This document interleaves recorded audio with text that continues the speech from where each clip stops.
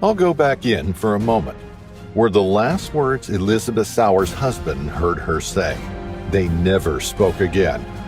Hit like and subscribe. This is Fierce. The Sal Hashish Resort is situated 18 kilometers south of the tourist hub of Hurghada, along Egypt's Red Sea coastline. It's a popular vacation spot. The sweeping bay, laid with coral sand and bordered by crystal-clear waters, are luxurious and enticing. The promenade, onto which five-star hotels open out onto, stretches the entire length of the bay. On July 1, 2022, something was spotted in the bay. As some tourists stood on the pier and looked out over the glistening water, they thought they saw a dark shadow swimming in the shallows. Then perhaps a flash of gray as a dorsal fin broke the surface a couple of hundred yards out. But they couldn't be sure. It was a momentary glimpse and then it disappeared. It was hard to make out exactly what it was, as swimmers and snorkelers splashed about in the water and the sun reflected off the surface of the Red Sea. Even so, they had seen enough to mention it to the lifeguards. The two tourists walked over to a small group of lifeguards. They told them that they thought they had seen a shark. Immediately, the lifeguards burst into laughter and told them not to worry. There hadn't ever been a shark sighted along this shoreline before. This proved to be a deadly mistake, and little did they know a woman was already dead. Romanian tourist Roxana Donason had left her hotel room 2 days before, never to return. No one had reported her missing. No one had seen her disappear beneath the waves as she snorkeled along the reef. But it was now discovered that the 44-year-old had been fatally attacked by a shark, and while her body remained in the water along the reef, it enticed sharks closer. It's believed the shark who killed her returned repeatedly to feed. Her body was discovered that morning, but incomprehensibly, the knowledge wasn't made public. Officials didn't want to alarm anyone, and of course, they didn't want the tourism trade to suffer.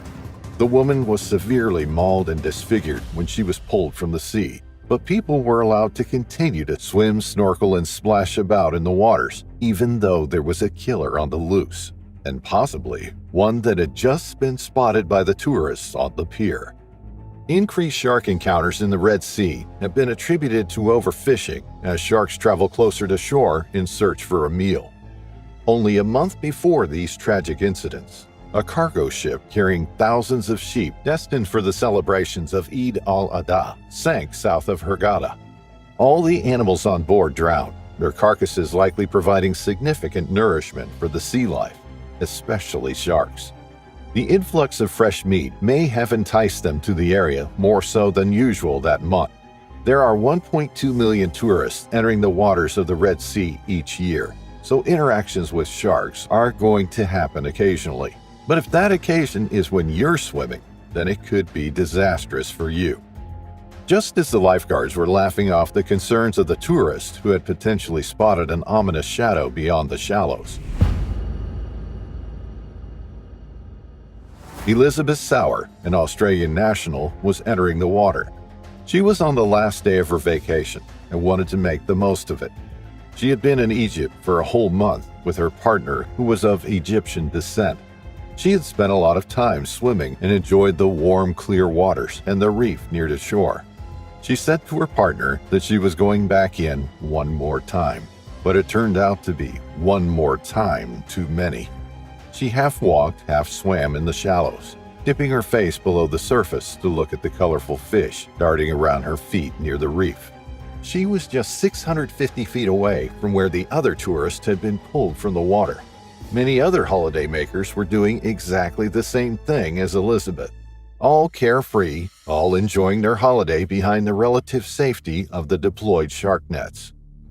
Less than 15 minutes after it had first been sighted, that ominous shadow in the water headed toward Elizabeth. The 68-year-old pensioner was enjoying retirement and the luxuries it had to offer. She had been a local councillor for the Green Party in her local municipality of Kromsock from 1998 until 2004. She was well known in her hometown and well liked by friends and colleagues. She had a warm and calm demeanor, something that she will be remembered by. She was just yards from the beach and the safety of dry land when she was struck by the shark. It immediately grabbed her leg and yanked it firmly in its jaws. The sudden attack threw Elizabeth forward, and she wheeled around to find her leg clamped between its sharp teeth. She tried to fight back as the shark increased its intensity. It thrashed her around, and she was twisted and turned as the shark rotated through the water. Then, with the most tremendous force, Elizabeth's leg was ripped off. With her body now free, she was able to try and get away. She wasn't being dragged mercilessly by the predator, but it wasn't giving up. It continued to attack Elizabeth. It came back for more, and she continually tried to push it away, while tourists pulled out their phones and began filming the horrifying scenes. Those on the beach and the pier, including her partner, could see the attack unfolding. They could see the fight that Elizabeth was putting up. They screamed for help, for some kind of assistance, yet none came. Where were the lifeguards? People on the pier tried to distract the shark by throwing things at it, but nobody rushed into the water to save Elizabeth. No one was going to risk their life for a stranger. She was on her own. The attack continued. Then, when it was thought things couldn't get any worse, the shark ripped off Elizabeth's arm that she was using to try to push its sandpaper-like snout away from her. She was pushed onto the reef, and for a few shocking moments, she sat there, in complete shock, while the shark swam nearby. It was identified as 2 meters in length and either a mako shark or an oceanic whitetip. Blood poured from Elizabeth's missing arm and leg. She just looked at her missing limbs, trying to make sense of the situation. Terror and shock almost overcame her, but she knew she needed to get help. She needed emergency care, and yet still no one was coming for her. She didn't scream. She didn't cry. She was stunned. She could feel the life fading from her. She was dizzied and dazed. Her body was beginning to shut down as her blood pressure plummeted. Showing just how determined and how much of a fighter she was, she pushed herself off from the reef and swam toward the shore. Horrified onlookers could see the struggle. Elizabeth was surrounded in a pool of deep, dark red, her own blood. Somebody tried to throw her a rope for her to grab onto, but she made it to the beach by herself and immediately collapsed. She had done the hard part. She had got herself out of there. Now it was up to the medical professionals to take over. She was rushed into a waiting ambulance and to Nile Private Hospital in Hurghada, but she died on the way, reportedly from a heart attack. Paramedics tried to revive her, but her injuries were too severe. Help had arrived too late, and the lifeguards who had mocked the tourists for their concerns over a shark were nowhere to be seen.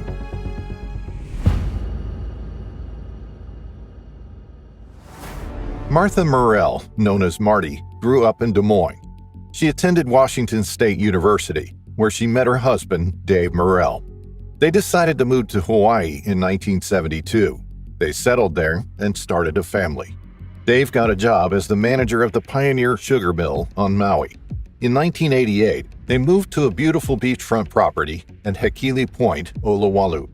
It was like a dream come true. This place had something special.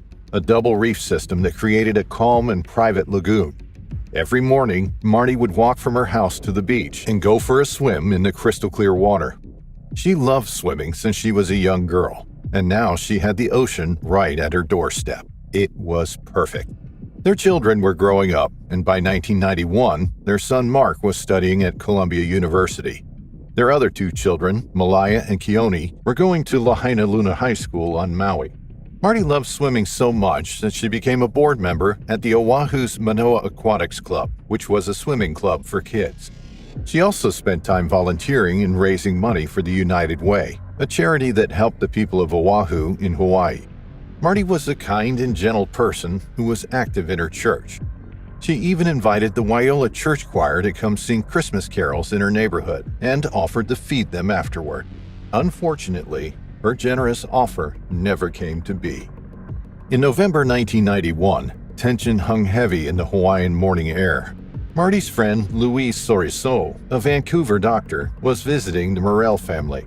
Little did they know, their early morning swim on November 26, 1991, would be far from routine. The clock hadn't quite struck 9 when they ventured into the sea, their lives unknowingly poised on a precipice. They swam out, leaving the shore behind, venturing about 100 yards beyond the protective reef. However, in a heartbeat, tranquility surrendered to terror. Only 10 minutes into their swim, Louise's trained eye caught a glimpse of something ominous. A dorsal fin breaching the surface, tantalizingly close. At first, she mistook it for a playful dolphin, a flash of gray amidst the cerulean expanse. Her curiosity led her to dip her head beneath the waves, and as her vision adjusted, a chilling truth unfurled. It was not a dolphin. What materialized before her was the stuff of nightmares, a creature from the abyssal depths of fear itself. It was a tiger shark, a beast notorious in the annals of oceanic dread. Louise felt her blood run cold as the enormity of the situation seized her. This was no ordinary shark. It was a titan among predators, and it was closing in. In an instant, the idyllic morning shattered into a nightmare. Without warning, the Leviathan lunged, jaws agape, seizing Marty's torso in a vice-like grip. In a macabre ballet, it thrashed its head from side to side, locked onto its quarry with an unbreakable grip. Louise grabbed a piece of driftwood that bobbed nearby, swung it like a makeshift weapon, attempting to repel the attacker. But the shark remained undeterred, its predatory focus unbroken. Marty's anguished cries filled the air as she fought for her life, struggling to wrestle herself from the jaws of the relentless predator. She fought to keep her head above water, but the shark's relentless pull dragged her into the abyss. The chaos unfolding in the water didn't go unnoticed. At Marty's house, the maid witnessed the unfolding tragedy and dialed emergency services with trembling hands. With the brutal assault showing no signs of relenting, Louise faced a dire choice. She had to swim for shore and summon help.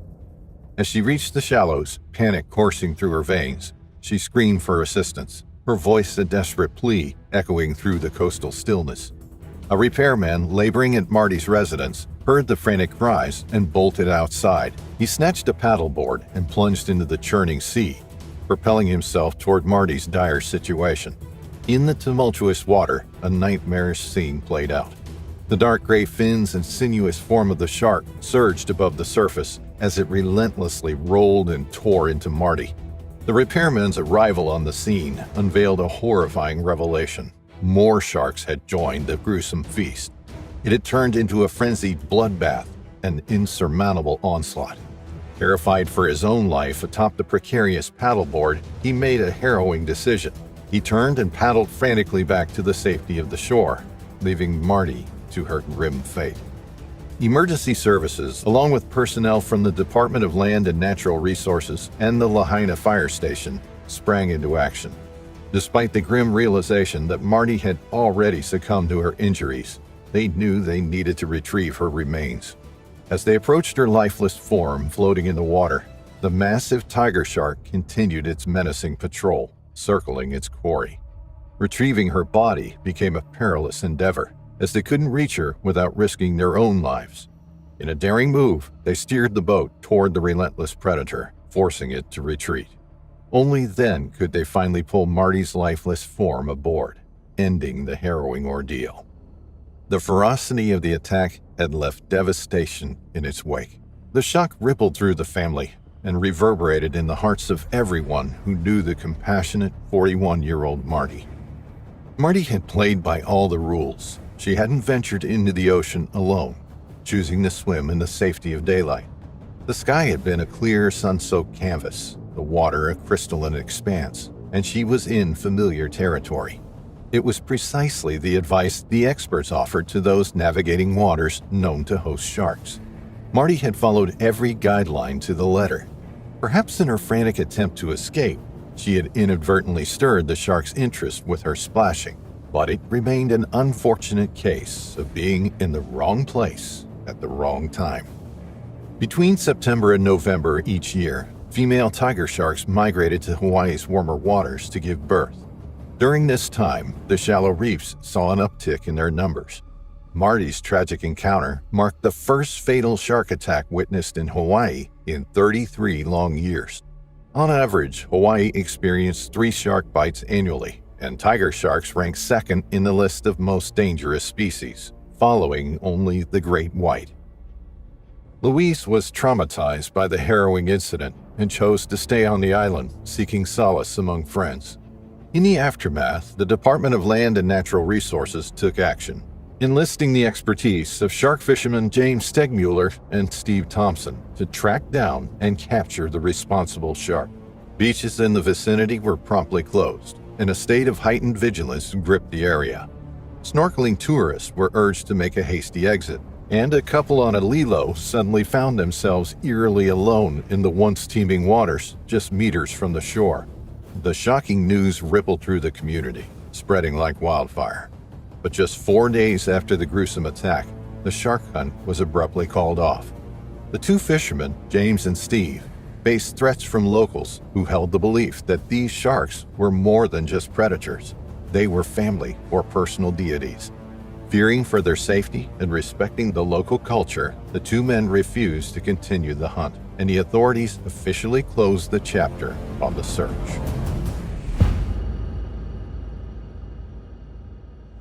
Situated on the Eyre Peninsula in South Australia is Elliston Area School.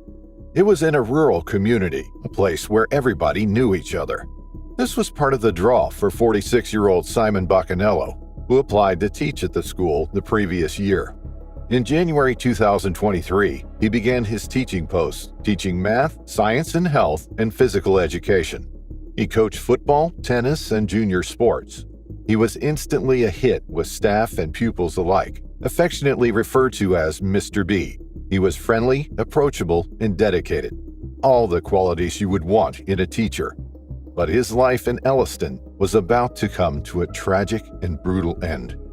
Simon had always loved the sea. He enjoyed fishing and surfing, and where better to do both than the Eyre Peninsula? Farming is a major industry in the region, as is commercial fishing. But with the beautiful beaches, offers of swimming with dolphins or shark cage diving, tourists are also drawn to the area. Surfing is popular along many of the beaches, and Simon headed to the Great Australian Bight on May 13, 2023. When he arrived, there were around 20 others riding the waves, and he was eager to join them. He pulled on his wetsuit and casually jogged across the beach to the water, his surfboard tucked under his arm. But he couldn't possibly know that he wouldn't be leaving the water that day. Something terrible was about to happen, and there was nothing anybody could do about it.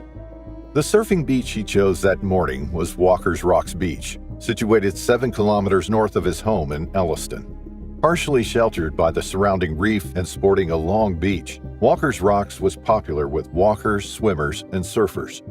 The group of surfers gathered 30 to 50 meters offshore. As they bobbed on the surface, they had no idea that beneath them they were in the sights of a killer predator. Simon sat on his board with his legs dangling over the edge.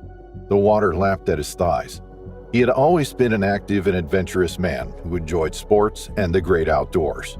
His enthusiasm for sports came across when he coached pupils at his school. But as he sat there, bobbing up and down in the large open bay, he felt something brush against his skin. He immediately pulled his foot up and out of the water and looked down. There beneath him was a large shadow, a dark and ominous figure just inches below the surface.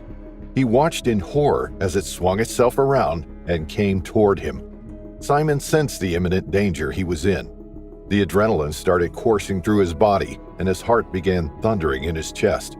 But rather than think about himself, he instinctively felt the urge to warn others around him. He immediately shouted to his fellow surfers, one of them was a 13-year-old student in his school, to get out of the water. His cries were heard by the group, and they turned to look back at him. He was the furthest from the shore, a good few feet behind everyone else, and he had been singled out by the shark. In the frantic seconds that followed, the other surfers began paddling toward the beach. Young surfer Jaden Millar glanced back over his shoulder as he swam away from Simon, and that's when he saw it. Something that will stay with him for the rest of his life. He saw a gray tail reach up out of the water and the teacher disappear below the surface. There was a thrashing. The water bubbled and boiled and splashed. The tail whipped back and forth as the shark drove its victim downwards, holding him firmly in its jaws. Jaden paddled as fast as he could to get away from the horrifying scene. He pulled at the water with his arms and kicked furiously with his legs.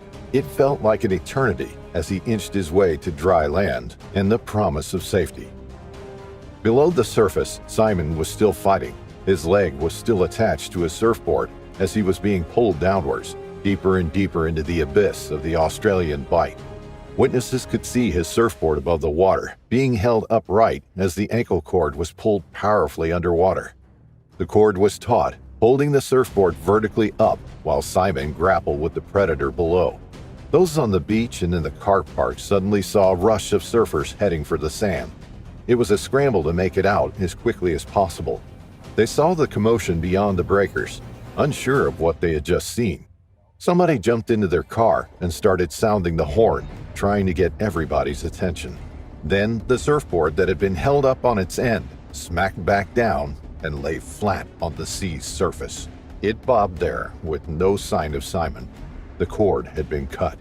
It had been severed, most likely by the shark's razor-sharp teeth, and Simon was dragged away, never to resurface. The State Emergency Service, located at Streaky Bay, north of Walker's Rocks, was deployed to the scene. One of the surfers called in an ambulance, but they knew there was no hope for Simon now. The attack had been so rapid, it was over within a matter of seconds. A few horrifying seconds in which a local man had lost his life. They scoured the sea for Simon's body, but only his surfboard was found. A large circular bite mark in the middle of it, providing evidence of what the much-loved teacher went through during his final moments. As news of the terrible incident spread like wildfire through the close-knit communities of South Australia, details of the attack emerged. Those who were in the water with Simon at the time of the attack attribute their lives to his courageous and heroic actions. It turns out that Simon continued to warn people to get out of the water as the attack unfolded. When he first shouted at them, it wasn't clear whether he had been bitten or had just seen the shark approaching. Then seconds later, he was attacked. During the commotion, in which he was desperately trying to fight the shark off, hitting it and kicking it with everything he had, he was still yelling for people to swim away. It seems the shark came back around a third time for him, and he was dragged underwater, never to be seen again. If there is one thing people will remember about Simon, it is his selfless heroism during the last few moments of his life. Shark experts have described just how unusual the attack was. It was the first incident at that location for more than 20 years, and for a shark to come back 3 times is very out of character. The nature of the attack led some to believe that Simon was attacked not by one, but multiple sharks. The search across land and sea continued over the following days. Helicopters took to the skies, and people combed the shoreline for any trace of the lost man. Apart from a small piece of styrofoam thought to belong to his board and a strip of black wetsuit material, nothing was ever found. The community was sent into mourning. The attack couldn't have happened to a nicer man, and the school pupils found his loss particularly hard. His funeral was held 2 weeks later, and a vigil was held at the beach where Mr. B had last been seen alive. Having no body to bury or say goodbye to felt like an especially cruel twist for Simon's family, who could only gaze out beyond the waves, knowing that Simon was somewhere out there. From an early age, Rodney Fox was drawn to the sea.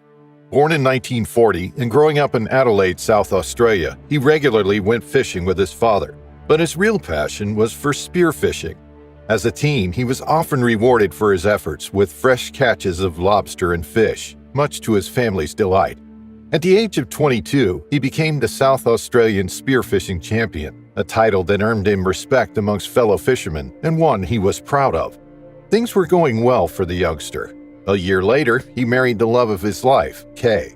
But just 4 months after their wedding, their lives were about to be turned upside down. While competing in the 1963 South Australian Spearfishing Championships, he suffered the worst non-fatal shark attack in history. The extent of his injuries were so horrific, Many consider it a miracle he survived. On a crisp December day, down by Aldinga Beach, just south of Adelaide, things were getting a bit tense. Sharks were on everyone's mind. Boats bobbed on the water, keeping a watchful eye on divers and their slippery trophies. It had been 4 long hours of competition, and the sea now told a grim tale, with a trail of fishy blood and guts drifting away on the outgoing tide. If any sharks were lurking nearby, that scent buffet was sure to get their attention. Out there you had 40 folks chasing underwater glory, and the clock was ticking. Just 1 hour left in the championship. Rodney had a clear goal: bag a dusky Morwong fish to secure his back-to-back win. He decided to take the plunge, venturing beyond the protective reef. The water was about 60 feet deep, and as Rodney went down, there was a weird stillness in the water, like the calm before a storm. Then, bam, it hit him like a freight train. A massive great white shark slammed into his left side, knocking the wind out of him and sending him hurtling through the water like a human torpedo. Rodney knew exactly what was happening. He could feel those razor-sharp teeth clamping down hard. His mask got ripped away, and his world turned into a blurry nightmare.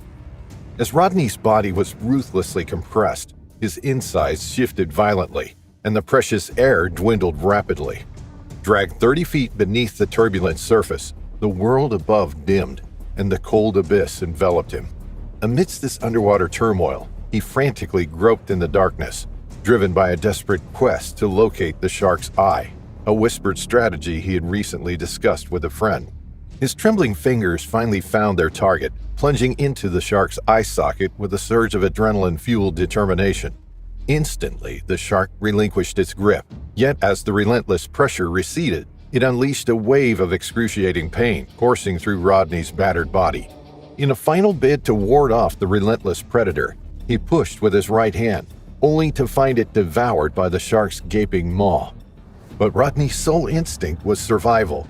He had to claw his way back to the surface, to the life-sustaining breaths that beckoned above. Yet lurking just behind, the shark pursued him relentlessly, its snout nipping at his flippers. It knew its quarry was wounded, and hunger fueled its relentless pursuit. As Rodney erupted through the water surface, greedily inhaling life-saving breaths, he sensed the sandpaper-like rasp of the shark's skin brushing against his leg. He knew it was returning for a second onslaught. Swiftly, before the predator could swivel and strike once more, Rodney latched onto its dorsal side, engaging in an adrenaline-charged wrestle with the colossal great white. With sheer determination, Rodney clung to the shark's body, aware that as long as he held on, its formidable jaws wouldn't clamp down on him. Below the surface, a fierce underwater struggle unfolded. They brushed perilously against jagged rocks and tangled in swaying seaweed, the battleground for their life-and-death duel. Yet as seconds ticked away, Rodney's precious air reserves dwindled once more. Reluctantly, he released his tenacious grip, making a desperate dash for the surface. As he broke the surface and into the open air, the cool breeze caressed his face, and he gulped in life-sustaining oxygen. With his remaining strength, Rodney managed to force out a bone-chilling cry, a single word that still reverberates with terror in his memory. Shark! And what he witnessed next, as he gazed upon the unfathomable depths, would forever haunt his dreams. Through the red cloud of his own blood, he saw the shark's head emerge right next to his own blood-soaked body. Its jaws were open, its snout rounded and gray. A feeling of indescribable terror flooded his veins. Rodney kicked at it for all that he was worth. It rushed at him once more, but missed him by millimeters.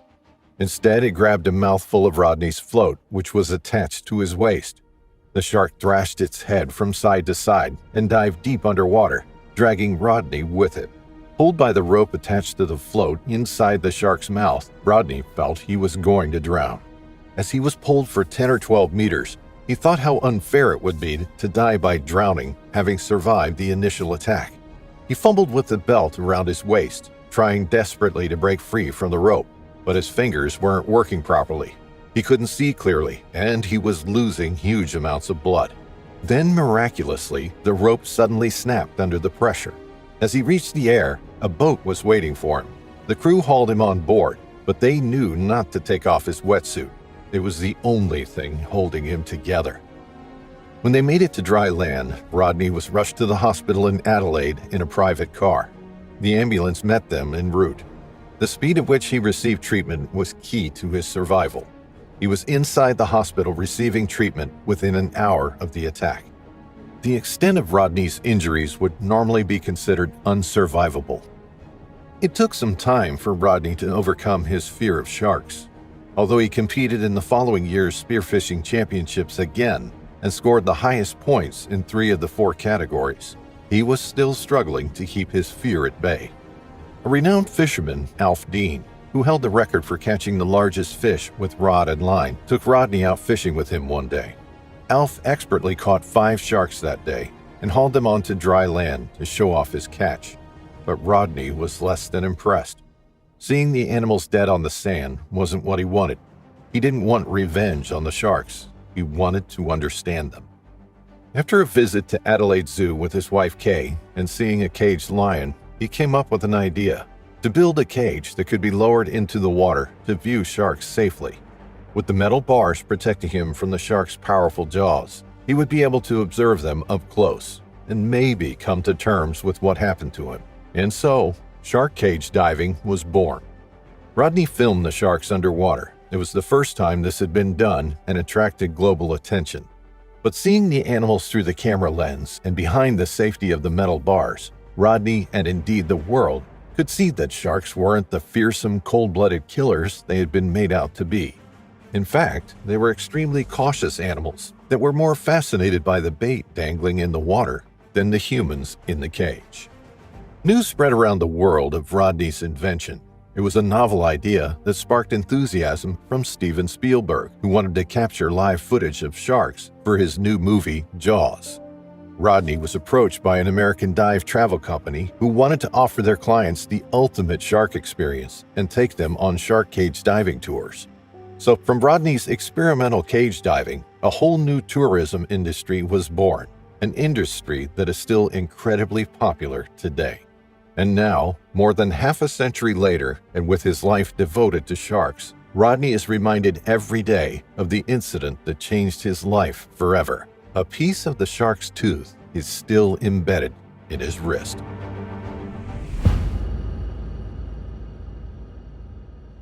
On August 25, 2023, Toby Begg headed down to the water at Lighthouse Beach, south of Port Macquarie, on Australia's New South Wales coast. He was wearing his black wetsuit, just like he often did. He stepped down onto the sand and walked toward the surf with his bright blue surfboard under his arm. The conditions were lovely. The sun was shining and the water was warm. 6 others were in the water, enjoying their Friday morning surf. But just a few minutes later, Toby's life would change forever. Toby was a 44-year-old father of 2. He worked in the building trade, running his own business. He was a fit individual who used to work for the fire service. He enjoyed the outdoors and the surf. Living on Australia's east coast meant that the surf beaches were never far away. At the time, Toby joined 6 others in the ocean. He paddled out beyond the breakers to about 150 meters offshore.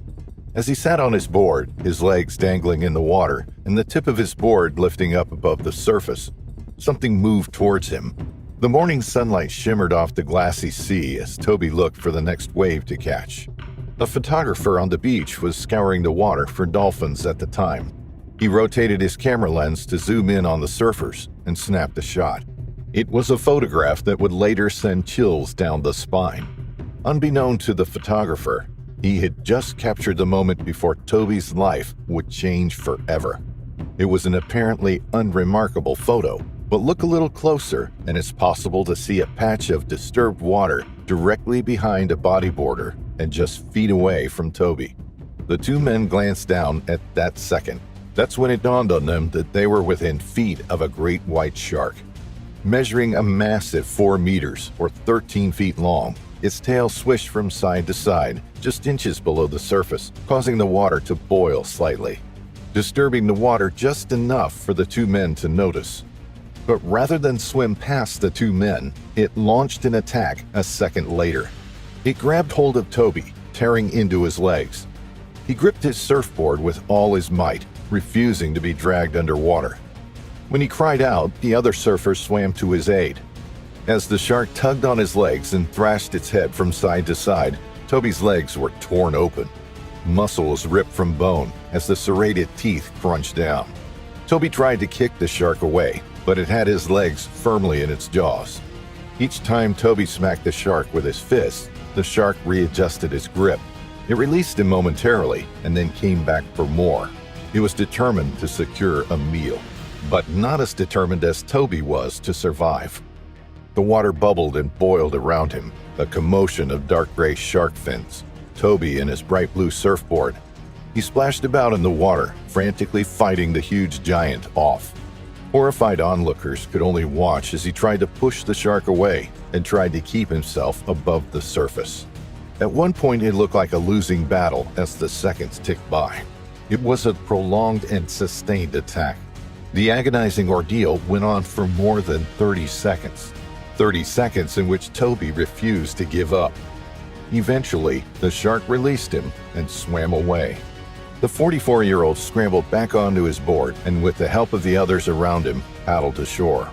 A blood trail lingered behind him, tainting the blue waters. Lauren Enfield, who was also surfing at the time and witnessed the horrific sequence of events, rushed to the beach to call for help. She ran up to a mother and daughter who were on the sand to alert them of what had just happened, and they immediately called the emergency services. When Toby made it to shore, he could see the extent of his injuries, and he collapsed on the sand. Witnesses rushed to his side. One teenage girl stood and stared, shocked by what she saw. Toby's wetsuit was torn and tattered. The sand turned red around his body. He didn't respond to those around him. He was frozen. His eyes were fixed in a stare. She could see his foot had been severed from one leg, and a devastating gash had ripped the leg from the hip all the way down to his calf. The other leg was badly mauled below the knee. His bright blue surfboard had been snapped in two, with puncture marks and teeth marks scraped along the paintwork. Incredibly, there was an emergency doctor on the beach at the time who rushed to help. The quick actions of those around Toby may have just saved his life. They grabbed his surfboard cord and wrapped it around one of his legs to form a tourniquet. They used sticks as a makeshift splint to hold the leg straight and waited for emergency responders to arrive. He was rushed to Port Macquarie Base Hospital. He arrived in critical condition, but doctors managed to stabilize him. They were unable to save his most badly damaged leg. The decision was made to airlift him by the Westpac rescue helicopter to John Hunter Hospital in Newcastle. There, surgeons tried desperately to save the other leg. At the time of making this video, Toby was in a stable but serious condition. His brother-in-law set up a GoFundMe page to help the family through the temporary loss of the main breadwinner. He had undergone several surgeries at the hospital, and the road to recovery would be long and painful. From the size and shape of the bite marks on Toby's board, and from what witnesses described, it's been assumed that the species involved was a great white shark. Great whites have been spotted along that stretch of coastline the previous day, and smart drum lines used to catch sharks had caught 3 sharks that day, including one at Lighthouse Beach. The smart drum lines are baited lines attached to a GPS alert system. It sends a signal when an animal has been caught on the line. Authorities then race to the line that's been triggered and drag the animal, ideally a shark, offshore to at least 3,000 feet, where it's then released. Critics say that there's a significant amount of bycatch caught on the lines, such as leatherback turtles, and having baited lines offshore only entices predators, like sharks, closer to the beaches. Furthermore, as this incident proves, drum lines don't catch all sharks in the area, and human-shark encounters still occur at beaches where drum lines have been deployed. At the time of making this video in September 2023, there have been 7 shark attacks in Australian waters this year. In some parts of the world, such as along South Africa's KwaZulu-Natal coastline, shark nets have been installed. These may be more effective at deterring sharks, but they often kill large numbers of both sharks and other marine animals. Although shark attacks make headlines across the world and can devastate the lives of those involved, being bitten by a shark is still incredibly unlikely, given the number of people who enter the water. One of the world's largest cruise ships, Harmony of the Seas, owned by Royal Caribbean, offers unforgettable experiences for its passengers. With swimming pools, climbing walls, and zip lines on board, to fine dining restaurants, spas, and a fitness center, the incredible cruise ship has something for everybody as it island hops through the Caribbean. With a capacity of more than 6,500 passengers, Harmony of the Seas must ensure that each and every one is kept safe. But when its customers climb off the ship and enter the water, safety cannot be guaranteed. One of the most popular activities offered by many cruise ships is the chance to go snorkeling at one of the many places where they moor up. And where better to do that than in the crystal clear waters of the Caribbean? On Sunday, September 4th, 2022, Caroline DiPlacido and 4 of her family members boarded the ship at Port Canaveral in Florida and set sail for a 7-day cruise. Caroline lived and worked in Erie, Pennsylvania. She had attended Gannon University as a student, and now at the age of 58, she worked there. She was certainly well known and well liked, described as a powerful presence of kindness and friendship to colleagues, students, and the wider community. She and her husband David had 3 children, Allison, Robert, and David. She loved having a full house. She loved having the children's friends over when they were younger, a constant revolving door as people came and went. This cruise was a holiday that the family had been looking forward to for a long time, and now the time had come. 2 days after leaving Florida, the ship moored up just off Nassau on the island of New Providence. Nassau, the capital of the Bahamas, is famed not only for its beautiful beaches, but also for its coral reefs, which entice snorkelers and divers to view the incredible marine wildlife. It was Tuesday afternoon on September 6th, and Caroline and her family left the cruise ship to join an independent company for a snorkeling adventure. They had booked the excursion weeks before joining the cruise ship. Their destination was Rose Island, known by some locals for its sharks that are drawn to the reefs and their prey that live amongst the coral. Only 3 years earlier in 2019, a young American tourist was killed just off Rose Island by at least 3 tiger sharks that pounced on her as she snorkeled in the clear waters. She was a 21-year-old university student, Jordan Lindsay, who was on her 3rd day of a family holiday. Tragically, the family decided on a last-minute snorkeling trip that cost the youngster her life. Her mother heard her yell out, "Mom!" and when she looked around, she thought her daughter was surrounded by dolphins. But the dorsal fins slicing through the water weren't from animals that were there to play. They belonged to a trio of tiger sharks. Suddenly, one ripped Jordan's arm from her body. She screamed, and her mother swam to her rescue.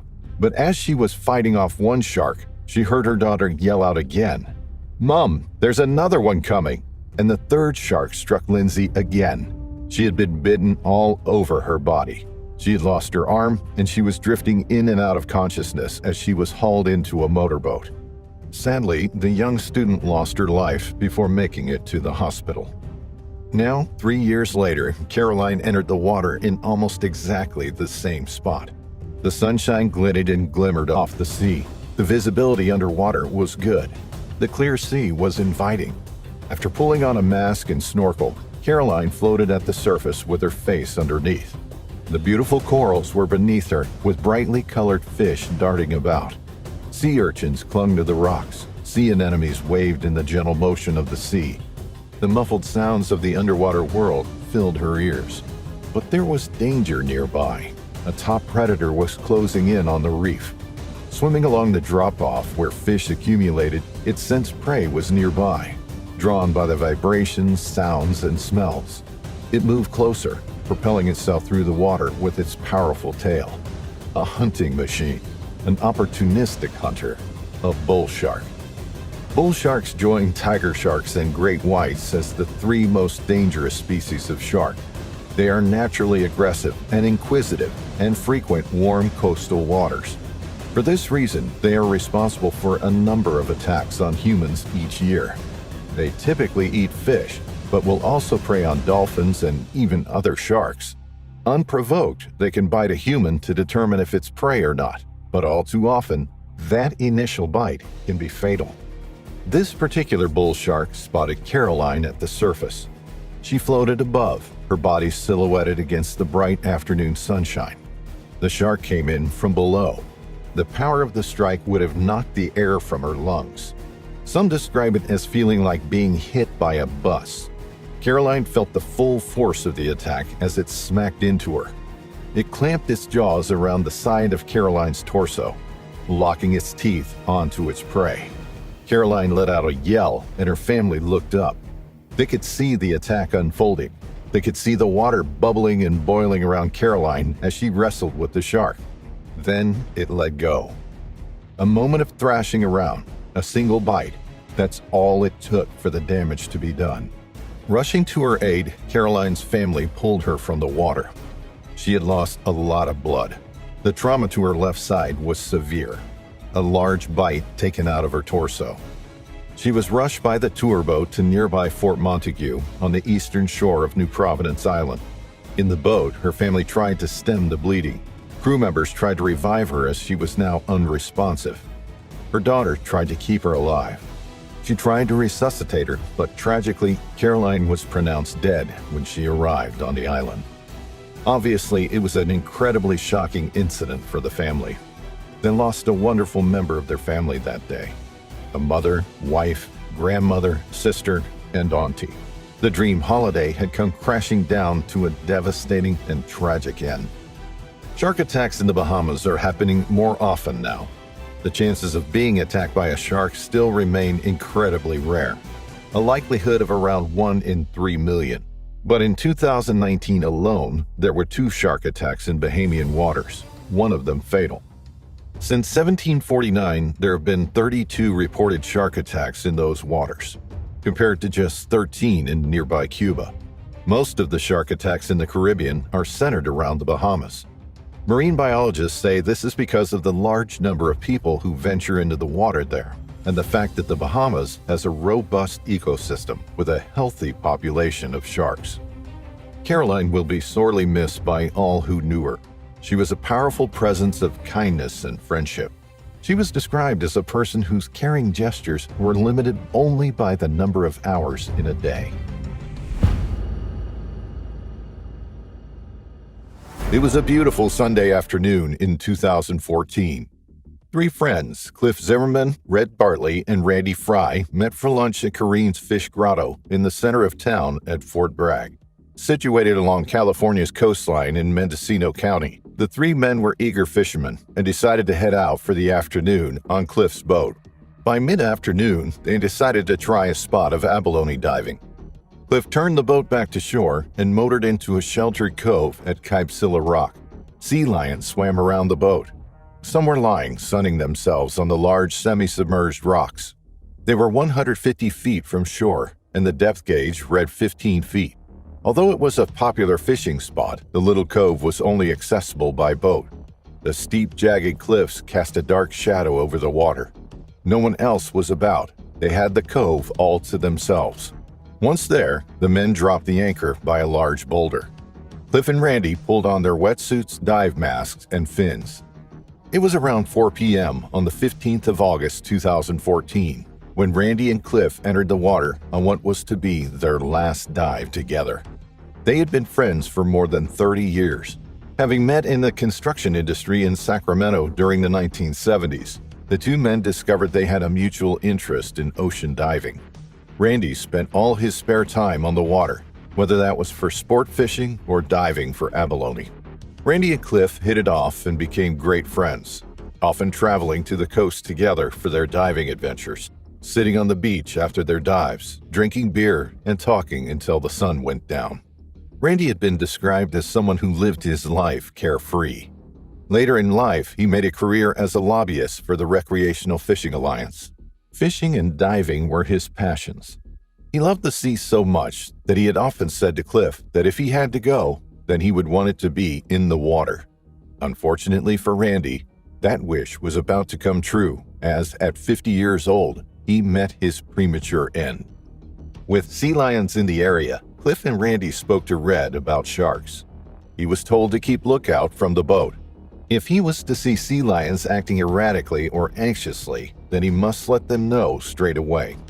Red was a bit worried when he heard this, but his friends assured him that they had been diving together for more than 30 years in these waters, and nothing was going to happen.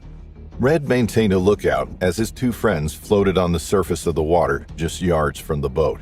He watched as Randy and Cliff gulped in a lungful of air and submerged below the surface. They scoured the ocean floor for the marine mollusk abalone, looking for the characteristic oval-shaped shells clinging to the rocks. Situated just 170 miles north of San Francisco, the water off Fort Bragg was frequented by sharks. Northern California has a healthy great white shark population.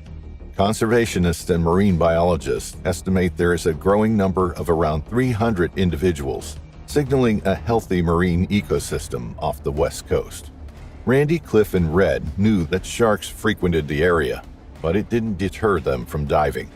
They had been in the water with sharks before, and they had never shown any interest in the divers.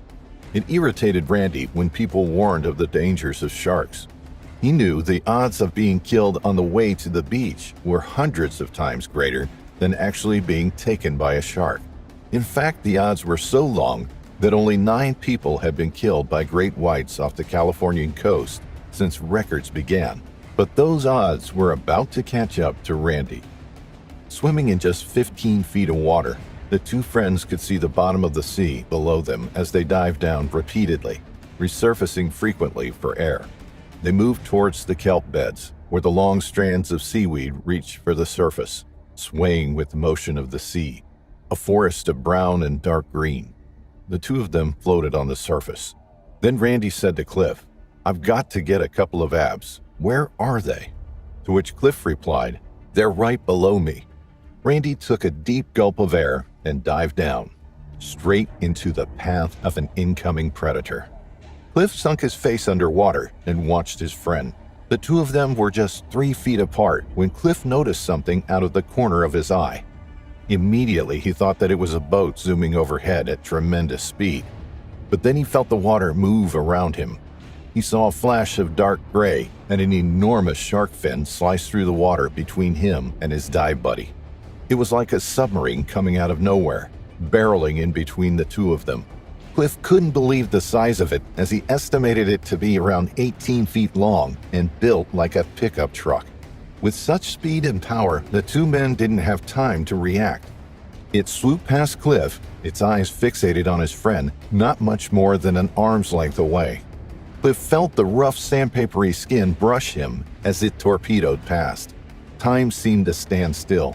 His heart thumped hard at the realization of what this enormous gray body was. His eyes opened wide, and within a second, the great white shark had powered into the unsuspecting Randy. He may not have even seen it, as he was looking down at the seafloor at the time. He would have felt an immense smack from behind him, like being hit by a truck. As quickly as it appeared, it closed its powerful jaws around Randy's neck, thrashed its head from side to side, and yanked Randy's head clean off from his body. Cliff screamed underwater as the nightmare unfolded right before his eyes. Cliff was terrified that the shark would turn on him. He didn't dare look back. He didn't dare dip his mask below the surface to see if it was coming for him. Instead, he swam as hard as he could toward the boat. He headed for the little platform at the stern of the boat and yelled at Reb to grab him and pull him as hard as he could. He didn't want to be the guy who nearly made it. Red grabbed him and hauled him on board. Cliff lay on the floor of the boat for a few seconds, gasping for air, panting hard, completely shocked by what he had seen. Then he and Red peered back over the side of the boat. It was evident from the amount of blood surrounding the scene of the attack that their friend Randy was gone. Red then grabbed the radio. He squeezed the button and relayed his distress mayday message to the Coast Guard. Within minutes, 3 helicopters were hovering above the cove, and the Coast Guard boat was motoring to the scene. A search for Randy's body began. Their friend was dead within seconds. There was no chance of survival, and the two friends knew it, but they needed to find his body. It wasn't until the next day that Randy's body was recovered from the water. The shark hadn't eaten him. It had likely mistaken him for a seal and swam away after making the fatal blow. Randy's head washed ashore 3 weeks later, discovered by a beachcomber. It was a gruesome and terrifying incident, which left his friends and family devastated and shocked. His death was incredibly quick, and he likely had no idea what was happening when the shark struck him. Randy was cremated, and a memorial service was held on board 2 fishing boats. Out in the sea, the place where Randy felt most comfortable, his ashes were scattered. His final resting place. When animals attack, the stories make headlines across the world. People are shocked and horrified when they hear about encounters with the Earth's apex predators, but they are also mesmerized. There's something fascinating about these stories, something that grips our attention. It's little wonder why we fear these animals.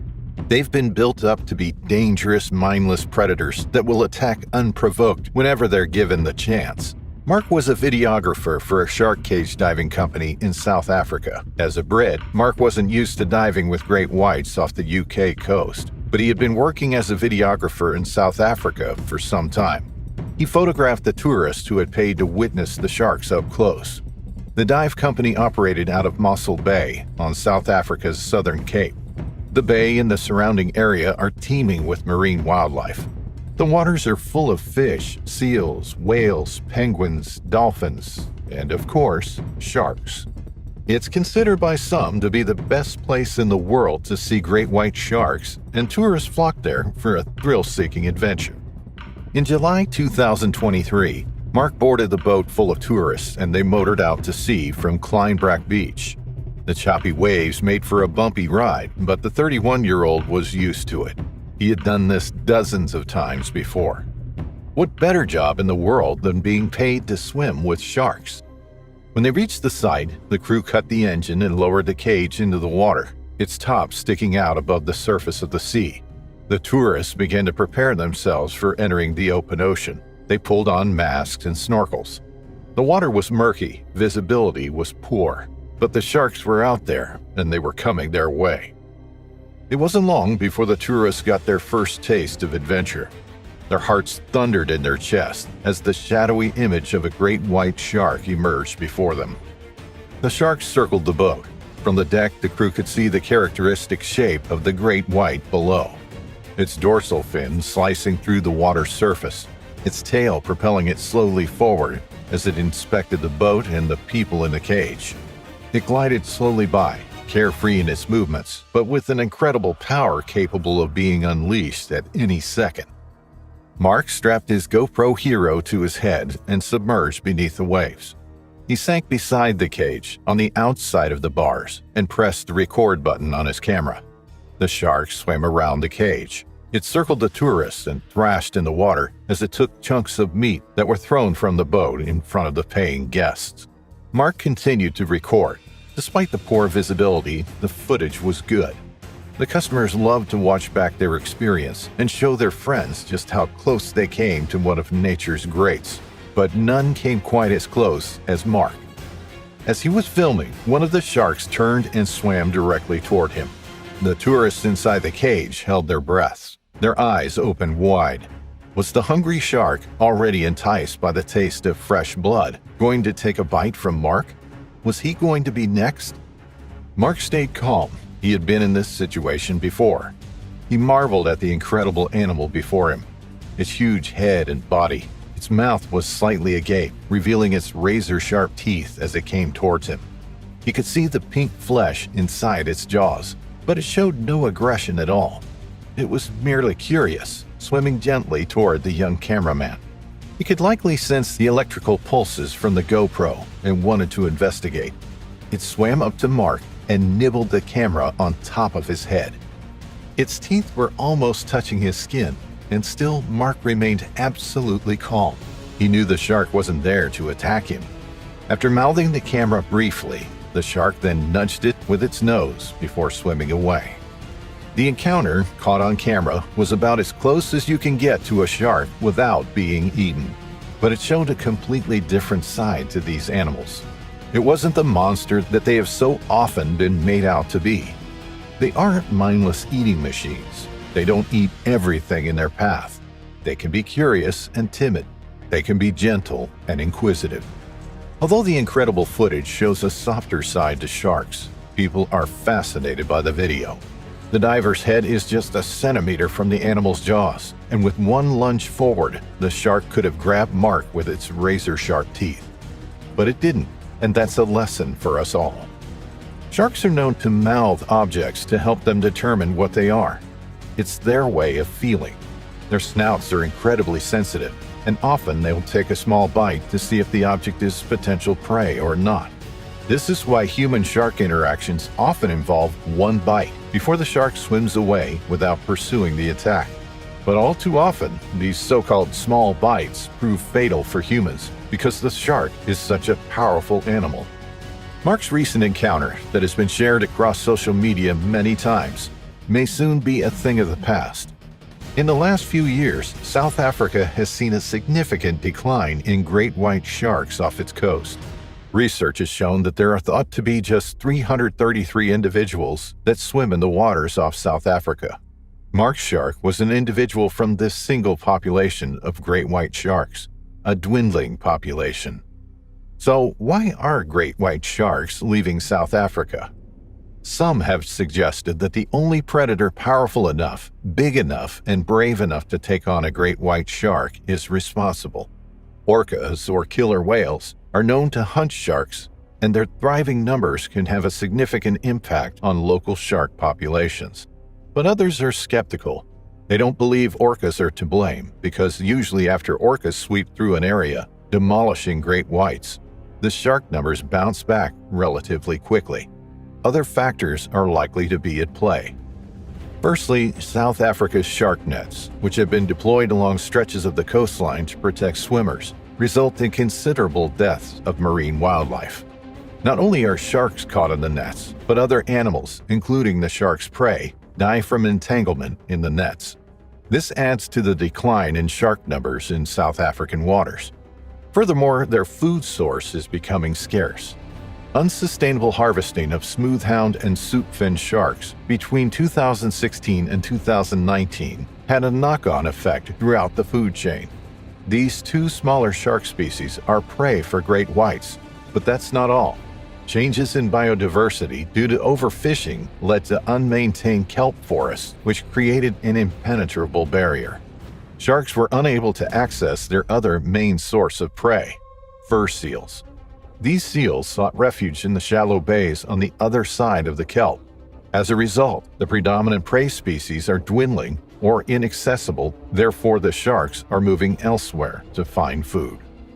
A once iconic species off South Africa's Cape, great white sharks may only be seen in footage like that from Mark's GoPro in the future, unless we can find a way to conserve this vital species.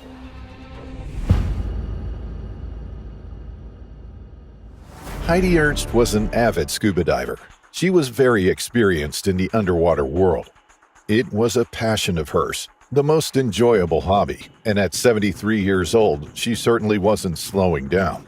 In fact, in May 2023, she completed her 500th scuba dive, a milestone that few ever reach.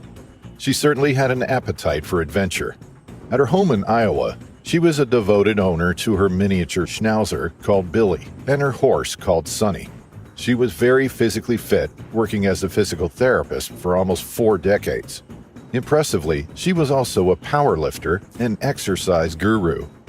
In June 2023, just 1 month after her 500th scuba dive, she headed to the Bahamas, specifically Grand Bahama. Situated just 64 miles east of Florida's Palm Beach, the location is beautiful. Fringed by white flowery sands, palm trees, and turquoise blue waters, it's a stunning destination for holidaymakers. Not only that, but scuba diving in the Bahamas offers something for all diving abilities. Reef dives, shark dives, and wreck dives are popular across the islands and attract all manner of wildlife, least of all, sharks. It wasn't Heidi's first time in the Bahamas. She had been diving there for 11 years. The incredible marine wildlife and underwater photographic opportunities kept her coming back for more. On June 7th, Heidi boarded a 32-foot motorboat. The weather was warm and sunny. She wore her swimming costume and sat on the back of the boat, admiring the view as they motored toward the diving site, aptly named Shark Junction. The sea was relatively calm as they bounced along the waves. When they arrived at the location, the boat hovered over the dive site. Heidi pulled on her fins and dive gear. She rolled into the water and submerged in a cloud of bubbles. The brilliant blue of the ocean engulfed her. The beautiful marine wildlife spread across the reef below her. She swam downwards, watching the beautiful fish as they flitted and darted within the reef. She had her underwater camera with her, something she always did, capturing each adventure, each dive into the ocean. The dive had been a success. Heidi had seen what she came to see and headed for the surface. Looking up, she saw the silhouette of the boat above her. Gently, she glided upwards, kicking her fins back and forth, propelling herself closer to the boat. With her eyes fixed on the hull of the boat above her, Heidi failed to notice a shadow closing in. Below her, a tiger shark had been watching its potential prey swimming away. Its eyes locked onto the 73-year-old as she held onto the swim ladder at the back of the boat. Heidi pulled herself up the rungs of the ladder, pulling her mask off her face and removing her regulator from her mouth. If she had known she was being pursued by a top predator, then she would have leapt out of the water. If she had known what was about to happen, then maybe she could have pulled herself out of the water in time. But just as she was handing the boatman her mask, she felt a heavy tug on one of her legs.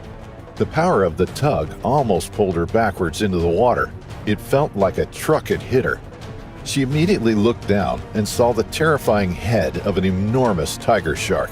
Its jaws were clamped firmly around her lower leg.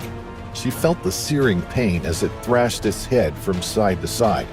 The water splashed and foamed. She knew she was in real danger of being pulled into the water, pulled into the jaws of an awesome predator. She needed to fight back to stay alive, so she held on to the rung of the ladder with one hand, and with the other, she hit the shark as hard as she could, on its head and on its nose. As Heidi continued to hit the shark, it let go, blood pouring from her gaping wound into the water. One of the boat's crew shouted at her to get out of the water.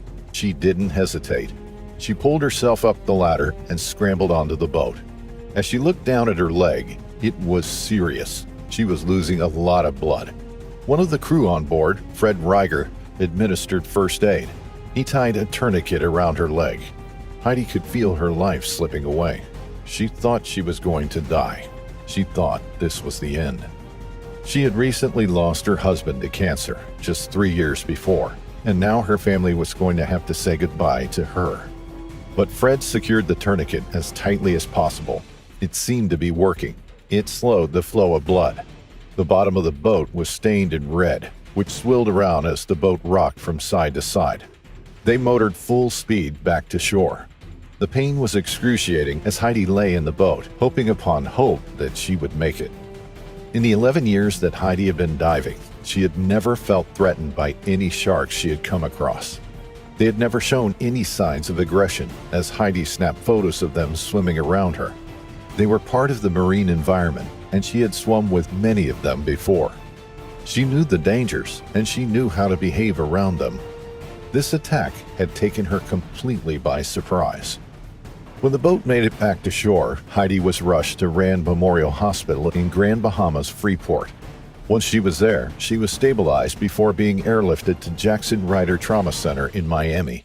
She was conscious when she arrived and discussed her options with surgeons. They were limited. The wound on her calf was severe. The surgeons didn't know if they could save the leg, but they could try. If they were successful, then it could be a long, arduous road ahead of her with constant threat of infection and poor use of the limb.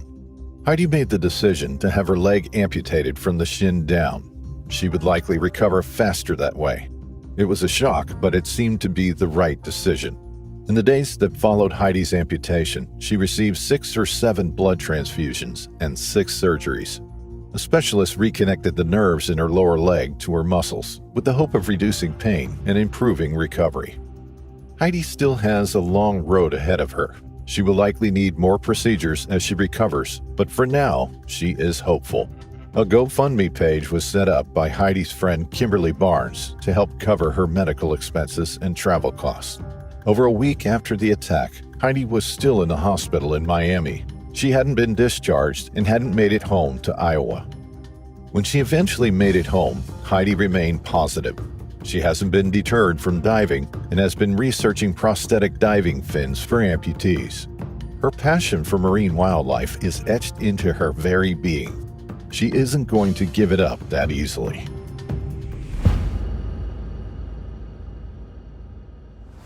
It began on the afternoon of Monday, the 3rd of July. On vacation with her family, a 15-year-old girl entered the water at Robert Moses Beach. She didn't know it at the time, but there was a predator lurking under the waves. As she paddled out into deeper water, a juvenile shark came closer. It was curious. The girl's body floated at the surface, her arms and legs dangling beneath her. The sunlight reflected off her skin. Typically, sharks determine what something is by taking a bite first. They get all their tactile information from mouthing the object. If it turns out to be something other than their typical prey, then they release their grip and swim away. That's what this young shark may have been doing. You could see the outline of the girl from beneath, the splashing on the surface of the water as she swam around. It sensed the vibrations of potential prey. The shark came in for an investigative bite. Opening its jaws at the last moment, it clamped down on her left leg. The girl gave a shriek and kicked furiously underwater. She could feel the sharp teeth dig into her calf, a vice-like grip around her lower leg.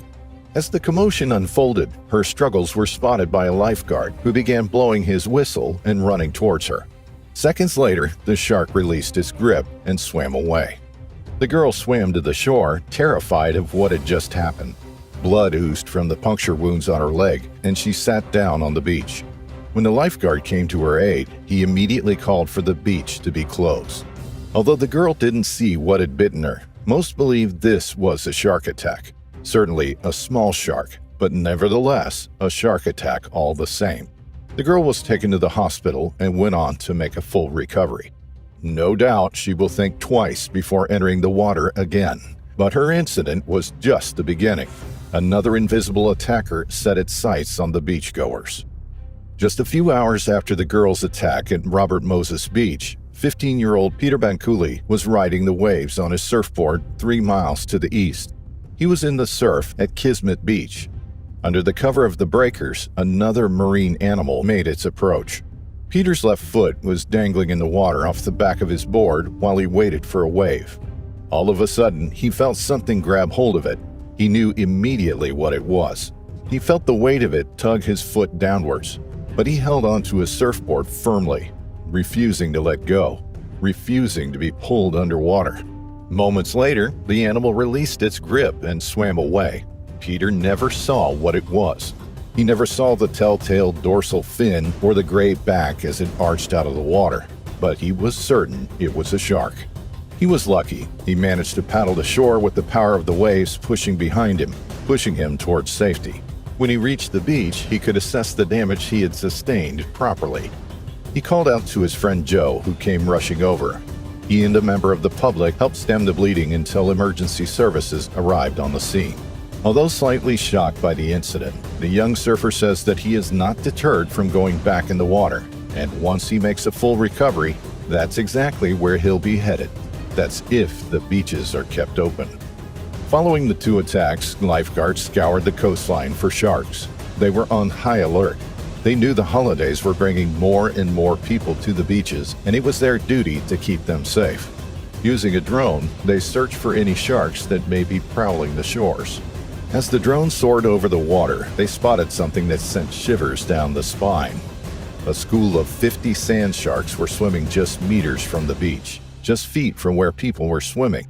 As holidaymakers splashed about in the shallows, they were unaware of the imminent danger. Although not thought of as sociable animals, some sharks have been observed hunting in packs. Could this have been a shark pack on the hunt, drawn to the beaches by the commotion of thousands of holidaymakers? In response to this sighting, beaches were closed, and news of the shark sighting spread like wildfire. Some people refused to step foot in the water. Others were undeterred. Panic set in amongst the beachgoers. The announcement of the alleged pack of sharks was condemned by shark experts. They said that it definitely would not have been a school of sharks patrolling the area. That behavior is very atypical of the alleged species, and the footage of the dark shadows was very poor. After consulting with lifeguards and the New York State Parks Department, it was confirmed that the shadowy school had been misidentified. They were likely a school of smaller fish, perhaps a school of black drum. Although the ominous shadow detected by the drones wasn't what people first feared, knowing that it was a large school of prey fish meant that sharks could be nearby, enticed into the shallows. Although no sharks had been spotted in the incidents so far, there was no doubt about the fact that there were sharks in the area and holidaymakers were coming dangerously close to them. The following day, 3 more people were bitten just yards from the beaches. At Quoquay Village Beach, a public swimming beach in the town of Southampton, a 47-year-old entered the water. Schools of fish darted beneath the waves. Sharks were drawn in to just beyond the breakers. As the man waded out deeper and deeper, he had no idea that he was walking towards a predator. Moments later, in the chest-high water, he felt a sharp bite on his knee. Instantly, he kicked his leg and lashed out. He looked down but couldn't see anything in the water. He cried out in panic and rushed back to the shore. He could feel the pain growing in his leg as he made his way through the water to the shallows. He was taken to the hospital and treated for his injuries. No shark was sighted. As lifeguards were put on high alert, the mysterious bites kept coming. Minutes later, 60 miles away at Fire Island Pines, a 49-year-old who was swimming in the water felt a sharp tug on his hand. When he pulled his hand away, it was heavily lacerated and blood poured into the water. He too was taken to a nearby hospital and stitched up. That same day, a third attack occurred on a woman at Cherry Grove, located on Fire Island. Once more, beaches were closed and the coastline scoured for any signs of the shark or sharks. Drones took to the skies and lifeguards patrolled on jet skis. When no sharks were spotted, the beaches were reopened again with a warning to remain vigilant and close to shore. Had these bites been from sharks or had they been from another fish? There are other predatory fish that live in coastal waters. But a couple of days after the 4th of July celebrations, the ominous shadow of a 10-foot shark was seen weaving its way along the coastline, 50 feet from the beach. In 2 days, there had been 5 shark attacks.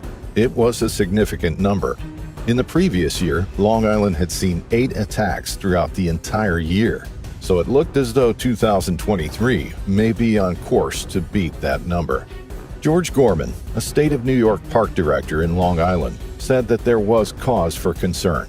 He said that officials are stepping up surveillance to keep people safe, but it is worrying about the rising number of shark attacks. The warmer waters could be drawing the sharks closer to shore. As people continue to enjoy the marine environment, they are inevitably going to come in contact with the species that live there. Maybe next time, though, they may not be so lucky.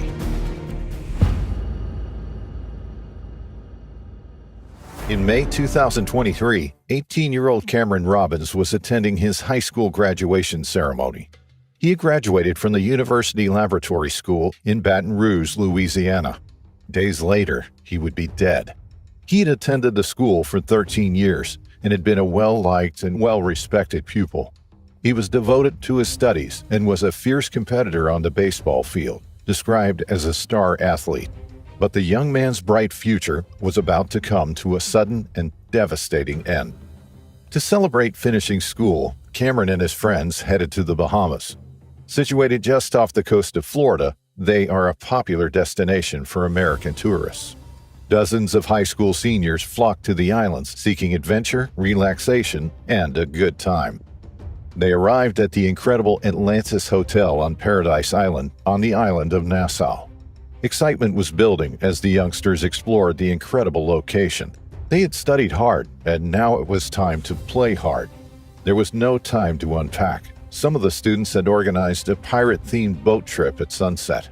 They were going to have the party of their lives aboard a sailing ship as the sun went down. They boarded Blackbeard's Revenge that evening. Advertised as the only pirate ship in the Bahamas, the boat is an impressive 3-masted wooden sailing vessel that can be hired for private parties. It offers the use of a full cash bar and provides food on request. The music started up, the drinks were poured, and everyone chatted, laughed, and danced as they set sail from the mainland. But for Cameron, he would never set foot on the mainland again. He was about to walk the plank that night. As the alcohol flowed and the youngsters were enjoying themselves out on the open ocean, the weather closed in. The sun started to set and darkness descended over the water. There was a chill in the air, but the alcohol on the booze cruise warmed the passengers. The weather didn't dampen their spirits. The heavy thump of the bass beat, the noisy chatter of the students, all sent vibrations down through the boat's hull and into the water. The muffled sounds emanated across the sea and into the deep. When the boat reached Atoll Island at about 11:30 p.m., it began to turn around and head back to the mainland.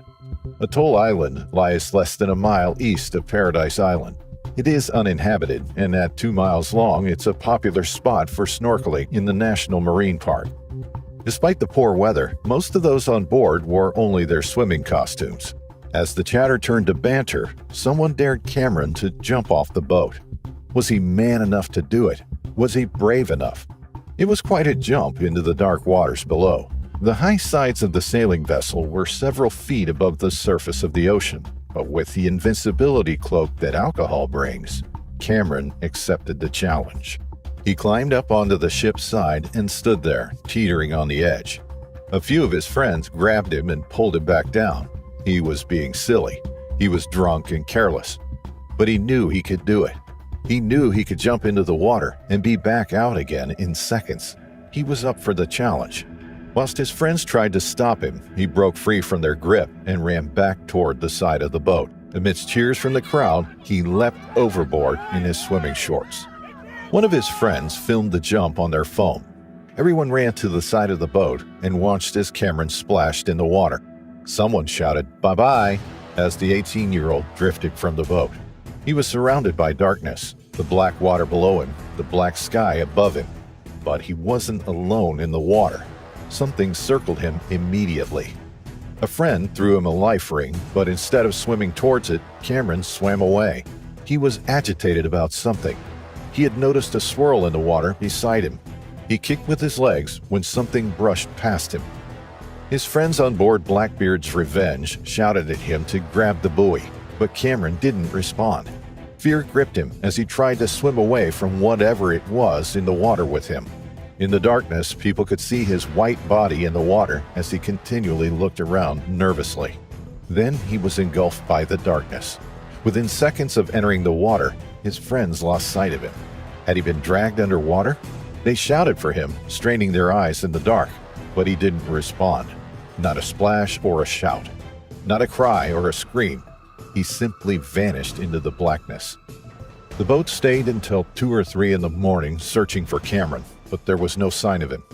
His friends grew frantic with worry. The Coast Guard was called and a search ensued. The people on board were cold and wet. They were tearful and afraid. Had they just seen the last of their classmate? As daylight broke the following day, an immense search was launched for Cameron. Had he drifted back to shore or onto one of the islands? The Royal Bahamas Defense Force conducted the search alongside the U.S. Coast Guard.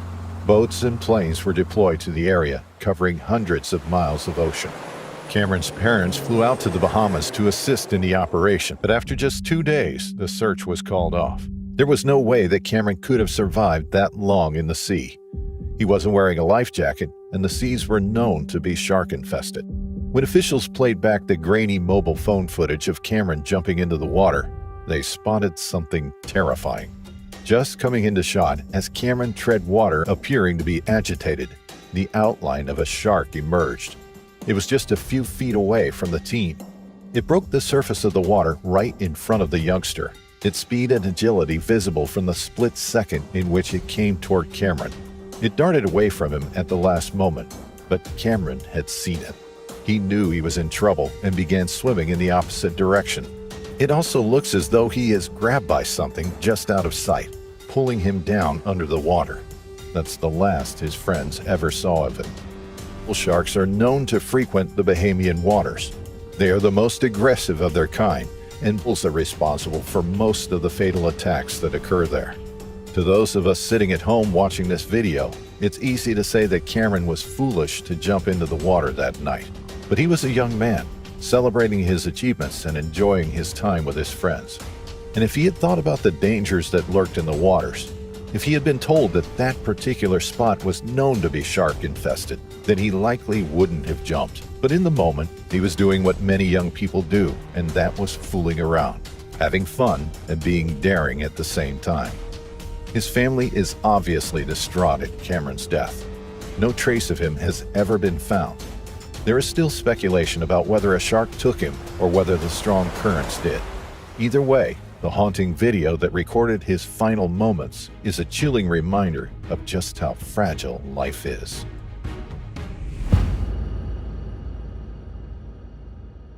Receiving more sunshine than anywhere else in the world, Perth is ideal for visitors and locals alike. The bustling city is just a stone's throw away from the golden sandy beaches, marine wildlife, and wineries along Australia's western coastline. Swimming, snorkeling, diving, and surfing are popular water sports around Perth, activities that attract people near and far. One resident of Perth was 57-year-old Paul Millichip, originally from the UK. He was an incredibly fit man.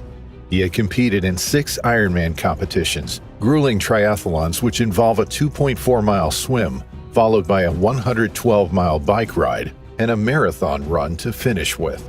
He and his wife regularly ran, cycled, and swam along Perth's coast. They ventured down to the water 2 or 3 times every week, the Australian weather enabling an outdoor lifestyle that they loved. They had been in Australia for many years. As British expats, they had built a life for themselves there and had become part of the community. On Saturday, the 6th of November, Paul planned on swimming 1 kilometer that day. His wife joined him in the water but got out soon afterwards. It was too cold for her. She decided to get changed and wait for Paul on the beach. She looked out over the water. There were surfers and other swimmers. Along the coastline, a predator was on the prowl. A tiger shark, 3 meters long, scoured the shoreline for its next meal, drawn closer to the shore by the warmer waters and its prey. But this was an opportunistic hunter, capable of taking down dolphins, seals, and sea lions. It homed in on Paul, spotting his silhouetted figure on the surface above it. Once it had decided to attack, there was no stopping it. It was pure instinct. Millions of years of evolution converged to create an impressive predator, one of the most feared of its kind. Paul probably didn't see it coming. He was unprepared and unaware of what was about to happen in a few seconds' time. It came at him from the depth, approaching him from underneath and behind, out of his field of vision. The speed and power of the attack most likely caused catastrophic injury to Paul. It would have felt like a bus hitting him, knocking the air from his lungs, disorienting him, before dragging him beneath the waves. The attack happened close to the dinghy.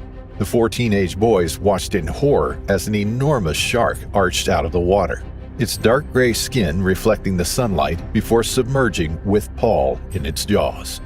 There was no scream from Paul, no thrashing about in the water. It was an instantaneous, lethal attack. When his wife emerged from the dressing room, she scoured the ocean for Paul. She couldn't see him. Instead, she saw the 4 frantic teenagers shouting from their dinghy.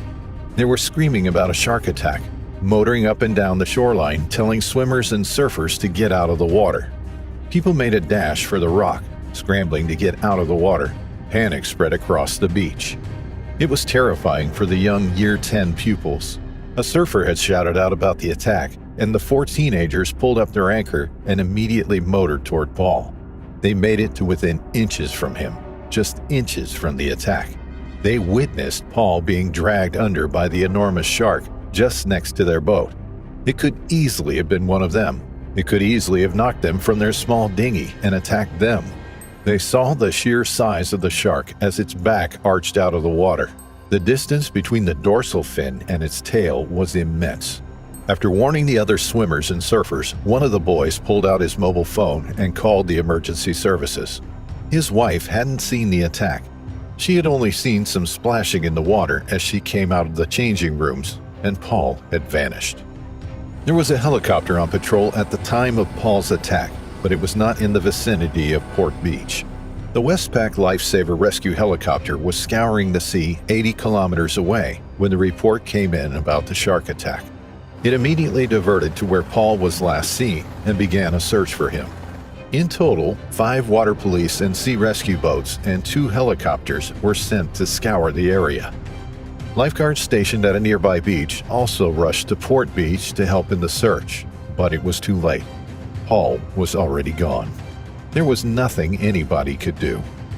24 hours later, the search for Paul was called off. Only a pair of his goggles was ever recovered from the site.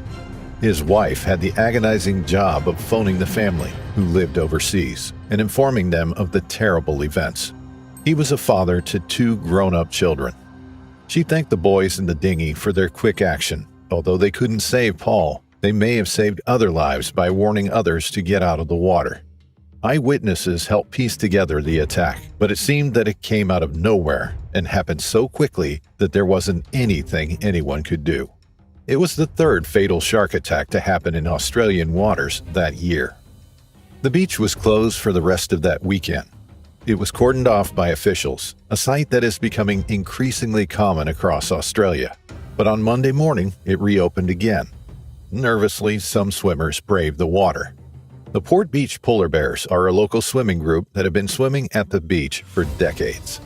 On that Monday morning, their numbers dwindled. Many of the group were understandably anxious about going in the water again and decided not to.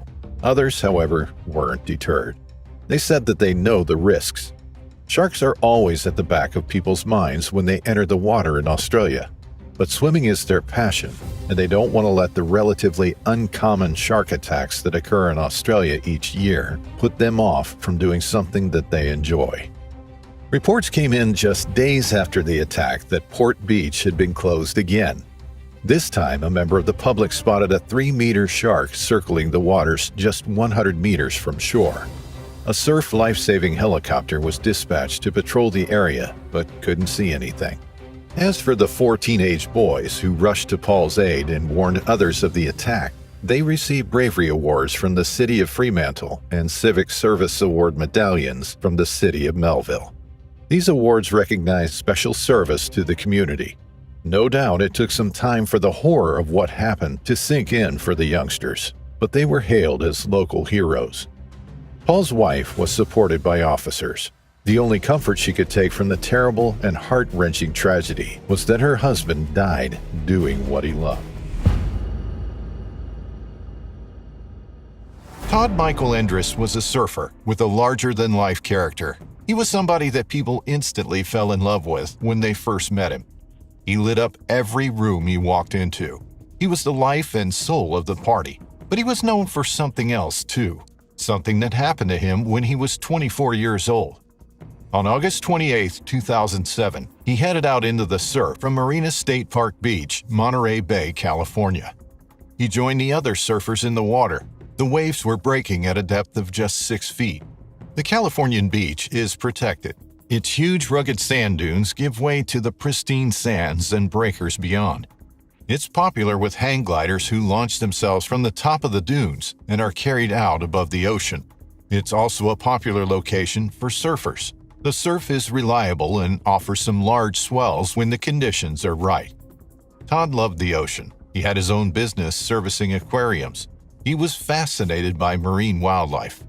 He didn't just love surfing, he loved the environment in which he surfed.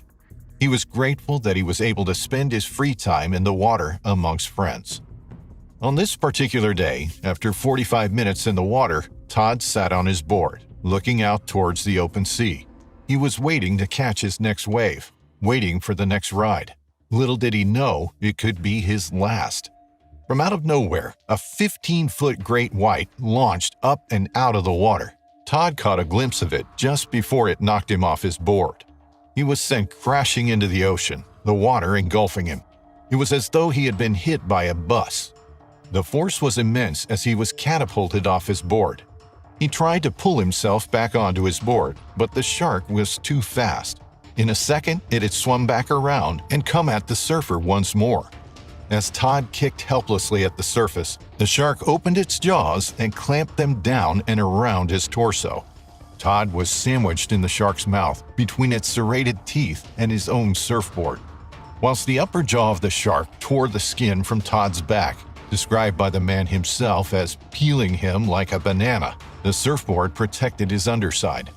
Luckily, the shark wasn't able to rip into his stomach and intestines as the surfboard was in the way. In a moment of terror, Todd turned to see the shark's powerful jaws latched around him. He could feel the sharp teeth tearing into his flesh as it held him in a vice-like grip. In another moment, he was dragged beneath the surface. The shark thrashed its head from side to side, shaking Todd violently. He felt the full force of the predator. It let go briefly, but came back a third time. This time, it clamped its mouth around Todd's right leg. Holding it firmly in its jaws gave Todd more stability in which to kick it madly with his left leg. As the water bubbled and boiled around Todd, he didn't believe he was going to die. He held on to a strong belief that he would make it, but he didn't know how. He prayed for divine intervention, and his prayers were answered in the most striking of ways. As the shark released its grip on Todd once more, it circled to come back around. But this time, when it came in for the kill, it was blocked by another marine animal. As Todd lay floating at the surface, blood pouring from an enormous gaping wound on his back, a pod of dolphins circled him. In an unexplained moment of true altruism, the dolphins formed a wall around the injured surfer. His prayers had been answered. Some jumped and splashed out of the water. He could see the dolphins surrounding him, their fins breaking through the surface of the water, protecting him, keeping him from harm. His friends rushed to his aid whilst the dolphins fended off the shark. They pulled Todd towards the shore. He was bleeding profusely. The life was pouring from his limp body. There was no time to waste. He wasn't going to make it. They weren't going to get him to shore in time. Then, a divine power seemed to intervene once more. A huge wave surged behind the surfers and the board on which Todd lay. It pushed them forwards, propelling them toward the shore. In no time, they made it to the shallows and pulled Todd onto dry land. As he slipped in and out of consciousness, the sand around him turned red. He was losing too much blood. The lifeguards at the scene warned Todd's friend, Brian Simpson, that Todd wasn't going to make it. There was just no way anyone could survive such horrendous injuries. When Brian looked down at Todd's injuries, he had to agree with the lifeguards, but he wasn't going to give up on his friend. He worked as an X-ray technician in a trauma unit and was used to seeing gruesome injuries, but this was about as bad as it got. Todd was ashen white by the time he made it to shore. Brian told Todd to slow down his breathing. He needed to remain calm. It was his best chance of slowing his blood loss. The emergency services were called and a medevac helicopter arrived. Todd was airlifted to Santa Clara Medical Center. By the time he arrived, he had lost half of his blood. His blood pressure was dangerously low. It was touch and go whether he would survive the ordeal. Before stitching Todd back up, surgeons apparently had to first figure out what went where, putting the pieces of the jigsaw back together. Todd said that his lungs were visible through the enormous gouge in his back and side. Surgeons closed his wounds with 500 stitches and 200 staples.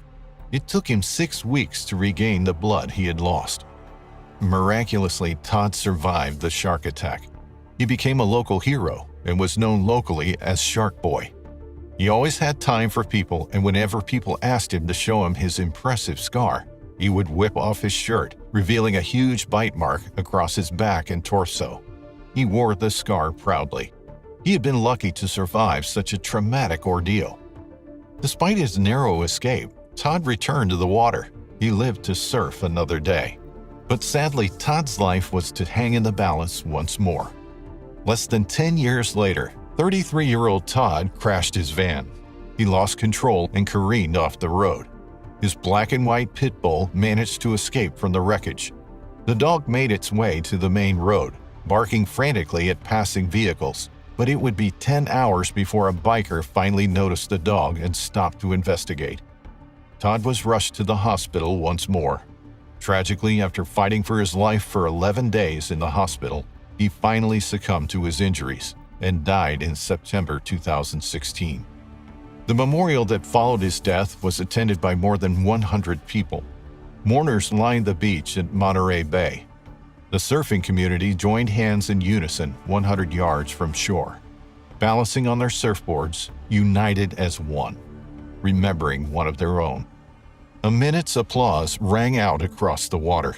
a celebration of a life well lived, a final goodbye to their fallen friend, Shark Boy. It was August 15, 2022, a beautiful sunny day, perfect for the beach. 55-year-old Karen Seitz and her family had traveled from Pittsburgh, Pennsylvania to Myrtle Beach, South Carolina to spend an unforgettable vacation. They were all more than excited, especially Karen's grandchildren. The family had been planning this trip for over a year. Now, Karen and her husband were finally able to provide their grandchildren the perfect context to make some awesome memories. The kids were over the moon. Karen was too. She had always loved the beach ever since she was a child. There was nothing better than the gentle touch of the sun on her skin, and nothing better than the sound of the waves. August 15th was only the family's second day in Myrtle Beach, but they were already certain everything would be perfect during their stay. How could it not be when they were in one of the most iconic resort cities in the country? Located on the east coast of the United States in Horry County, South Carolina, Myrtle Beach is one of the major tourist centers in the states. Over 20 million tourists choose Myrtle Beach as their vacation destination each year. Maybe it's because of its subtropical climate, or maybe it's because of its miles and miles and miles of beaches. But the city is magnetic. The Grand Strand, an arc of beachland whose primary city is Myrtle Beach, has hundreds of hotels, thousands of restaurants, and tens of golf courses. Myrtle Beach is home to numerous events. It's a city that generally guarantees a good time, equal time relaxation, and more hectic activities. However, not everyone is lucky enough to engage with Myrtle Beach the way they were supposed to. That's what 55-year-old Karen Seitz found out on Monday, August 15, 2022. The day started out beautiful. The sun was up, the sky was blue. The waves of the Atlantic were singing. You know, the proverbial idyllic day at the beach. Karen Seitz and her husband were lying on the beach, carefully supervising their grandchildren. The kids were playing in the sand, happy and at peace. Around afternoon, Karen had an idea. She told her grandchildren they should get in the water, either for a swim or a fun splash. But once they got into the water, the kids' reaction surprised the 55-year-old grandmother. What if there are sharks? What if there are sharks? They kept asking. It was strange. Usually, Karen's grandchildren loved the water and never complained about a quick swim. Karen decided that despite the strangeness of the reaction, her grandchildren's worry was just a normal, childish fear. It was her duty as a grandmother to reassure them. Oh, don't be afraid. It's so rare that anybody ever gets bit by a shark, Karen told the kids. The woman then waited just a few feet away from Brian, her 8-year-old grandson. She was in waist-high water. The water felt nice until it suddenly didn't anymore, and Karen was left fearing for her life. It seemed like her grandchildren's words were more than a childish fear. In retrospect, their words were prophetic. In an instant, a creature jumped out of the water and latched its teeth on Karen's right arm. It was a shark, and a hungry one at that. At first, Karen felt a sharp pain, a pain unlike any other she'd ever felt before. In the first few seconds, the woman had no idea what kind of creature had attacked her. In fact, she thought it was anything but a shark. If she had to guess, she would have said it was a jellyfish currently attached to her arm. But when Karen Seitz looked down, she came face to face with the truth. Her attacker was indeed a shark. As soon as the woman realized what was happening, she acted. It had more to do with her strong survival instinct than with her giving much thought about the right way to proceed. The woman used her left arm to push the creature away, and shockingly, it worked. It was like the shark only wanted to get a small taste, though the bite was anything but small. Brian Seitz, Karen's 8-year-old grandson, watched in shock, only a couple of feet away. He had seen everything. The shark jumping out of the water, latching itself on Brian's grandma's arm, waving its tail, and then finally letting go and falling down into the water. And as if that sight hadn't been scary enough, he was now faced with the sight of a bloody, terrified Karen. The woman and her grandchildren hurried toward the shore. Once they made it to the beach, they were surrounded by people. The racket was deafening. People were yelling, trying to warn others about the danger lurking beneath the waves. Others were still in the water, making their way toward the shore in an erratic manner. It was madness. Karen was still in shock once she got on the beach. She kept saying she didn't want to see her arm. She could feel the sharp pain and the blood trickling down her arm. Luckily, help was seconds away. An ER worker who happened to be at the beach heard the noise and rushed to help Karen, washing the woman's injured arm with bottled water. Minutes later, Karen Seitz was taken to the hospital where she underwent surgery. Hundreds of stitches later, Karen was ready to start her way toward recovery. She had suffered damage to her ring finger as well, but the surgery was a success. She was released from the hospital only a day after the attack. Despite this, doctors couldn't guarantee Karen's arm would ever be the same.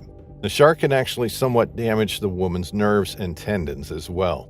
All things considered, though, the injuries could have been so much worse. Not to mention, Karen's grandchildren could have been hurt too. And they were, in a sense. 8-year-old Brian Seitz, who had witnessed the whole thing, was left traumatized by the attack and the possibility of losing his grandmother in front of his very eyes. But the Seitz didn't let the attack destroy their vacation. They decided to stay in Myrtle Beach for the week and try to enjoy the city's other attractions. They even visited the beach again, though Brian decided to stick to sunbathing and playing on the sand. "I'll sit on the sand, but I ain't going in the water," the little boy told reporters. There was another shark attack on Monday, August 15th, only about half a mile away from where Karen was bitten. This time, the victim was luckier. The second attack was a more glancing bite to the leg, with no real repercussions. 4 shark attacks were reported in South Carolina a year before, in 2021. Experts advise against swimming in the ocean at dawn or dusk when sharks approach the coast to feed, to leave the water when schools of fish are seen close to the surf, and to avoid areas where people may be using bait to fish. Daniel Abel, a professor of marine science at Coastal Carolina University, said this after Karen Seitz's ordeal. "It's very important that we treat our sharks, our ocean, and our entire planet with more respect than we do now." 20-year-old Jana Luderop had left her West Germany home to work as an au pair in the Seattle suburb of Issaquah. She spent her time looking after 4-year-old twins and their 5-year-old brother. But after a year on the job, she booked a vacation to Hawaii. She left Seattle in August and planned to return to Germany in September. She and her friends headed to Palauea Beach in Makena on the Hawaiian island of Maui. Also known as White Rock Beach, it's less busy than some of Maui's hotspots. The Golden Sands are flanked by volcanic rock. To the north side, there is excellent snorkeling, with rock pools for those less inclined to enter the water. Sea turtles frequent the area, and colorful sea life clings to the volcanic rocks. The beach gently slopes into the water, making it a popular swimming spot for locals, but it's often regarded as a relatively unused beach by visitors. With less crowds, it feels like a little piece of paradise, away from the hustle and bustle of the large towns, away from the throng of tourists. On Wednesday, August 14, 2013, Jana entered the warm water. The water was choppy, little wavelets formed on the surface. She pulled a mask and snorkel over her face, slipped into her fins, and dipped her face into the ocean. Beneath the surface, visibility was poor, but brightly colored fish darted everywhere. It was a beautiful wildlife haven. But Jana wasn't alone. The tranquil underwater scene was about to change. The peace and beauty were about to become a scene from a nightmare, a bloodbath. A shark homed in on the shallows, scouring the ocean for a meal, an opportunistic hunter. It spotted Jana swimming at the surface. She was 100 yards from shore. She didn't see the shark approaching. It came at her with terrific speed, torpedoing upwards. It struck her from below, The hit knocked the air from Yana's lungs as she flew into the air. Disoriented, Yana scrambled about in the water, and then she felt a firm tug on her arm. She looked to her side, and a shark had her whole arm in its jaws. The nose of the shark was just inches from Yana's face. She looked right into the shark's eyes. The pressure in her arm built until it felt like it would snap, and then shockingly, it did. The shark severed Yana's arm from her body. Blood poured into the ocean. Yana screamed for help. The shark submerged below the surface. Frantically, Yana kicked and kicked, trying to make it to shore. She was losing blood rapidly. She didn't think she was going to make it. The attack had been too brutal, too forceful. Her group of friends could see her splashing about in the water, and they cried out, but none of them dared to go into the water to save her. 57-year-old Rick Moore, who was vacationing from California with his friend Nicholas Grisafi, heard a blood-curdling scream from the beach. The two men turned around and looked out to sea. They could see Yana struggling 100 yards out. She was surrounded in a sea of red. Without hesitating, Rick ran into the water. He swam as fast as he could, right into the middle of the cloud of blood. Less than 10 feet from the young German, he noticed her arm was missing. It had been torn completely off. He told her to grab hold of him with her other arm as he supported her head. Then, swimming on his back toward the shore, he kicked for dry land. It was slow but steady progress. As he tried to calm Yana, it suddenly dawned on him just how much danger he had put himself in. The shark was still in the area. He was carrying wounded prey, surrounded by blood. He could have been attacked by the shark at any time. Other sharks could have been drawn to the area, enticed by the smell of fresh blood. Still, he kicked, continuing to progress toward dry land. All the while, Yana was terrified she was going to die. She kept repeating it over and over, telling Rick that she wasn't going to make it. "I'm dying," she said. "I know I'm going to die." Rick tried to reassure her, but he knew that with each passing second, the young woman's chances of survival were fading. He prayed out loud to God. He prayed for protection from the shark. He prayed that they made it to shore safely. He was worried that at any second he would see the telltale sign of a shark, its fins slicing through the water towards them, a sharp tug on his legs as it dragged him underwater. But he was determined to make it, determined to get to dry land. When they were close to the beach, Rick's friend Nicholas waded into the shallows. The water came up to his neck, and he took Yana from Rick and pulled her onto the beach. She was drifting in and out of consciousness. She had lost so much blood that it no longer poured from her open wound. As they laid Yana down on the sand, 23-year-old Joshua Craddock from London called the emergency services. He had watched the whole rescue. He was awestruck by Rick's bravery as the man had dived into the blood-stained water. They lifted Yana onto a makeshift stretcher, a beachgoer's kayak, and carried her up the trail to the street. Yana's friends did nothing to help the situation. They were understandably in a state of shock, but they left it up to strangers and passers-by to help their friend. They cried as they watched their bikini-clad friend pulled from the sea, covered in blood and missing an arm. When they arrived at the street, a police officer tied a tourniquet around Yana's shoulder. She was barely conscious by this point. Her breaths became shallow, her heartbeat faint. Then she stopped breathing. Immediately, high school teachers Rick and Nicholas began performing CPR. Yana's friends just stood there watching until an ambulance arrived and rushed Yana to Maui Memorial Medical Center. Rick and Nicholas visited her at the medical center 2 days later. Doctors told them that she was in stable condition. It looked like Yana might make it. But 2 days later, she became critically ill and was placed on life support.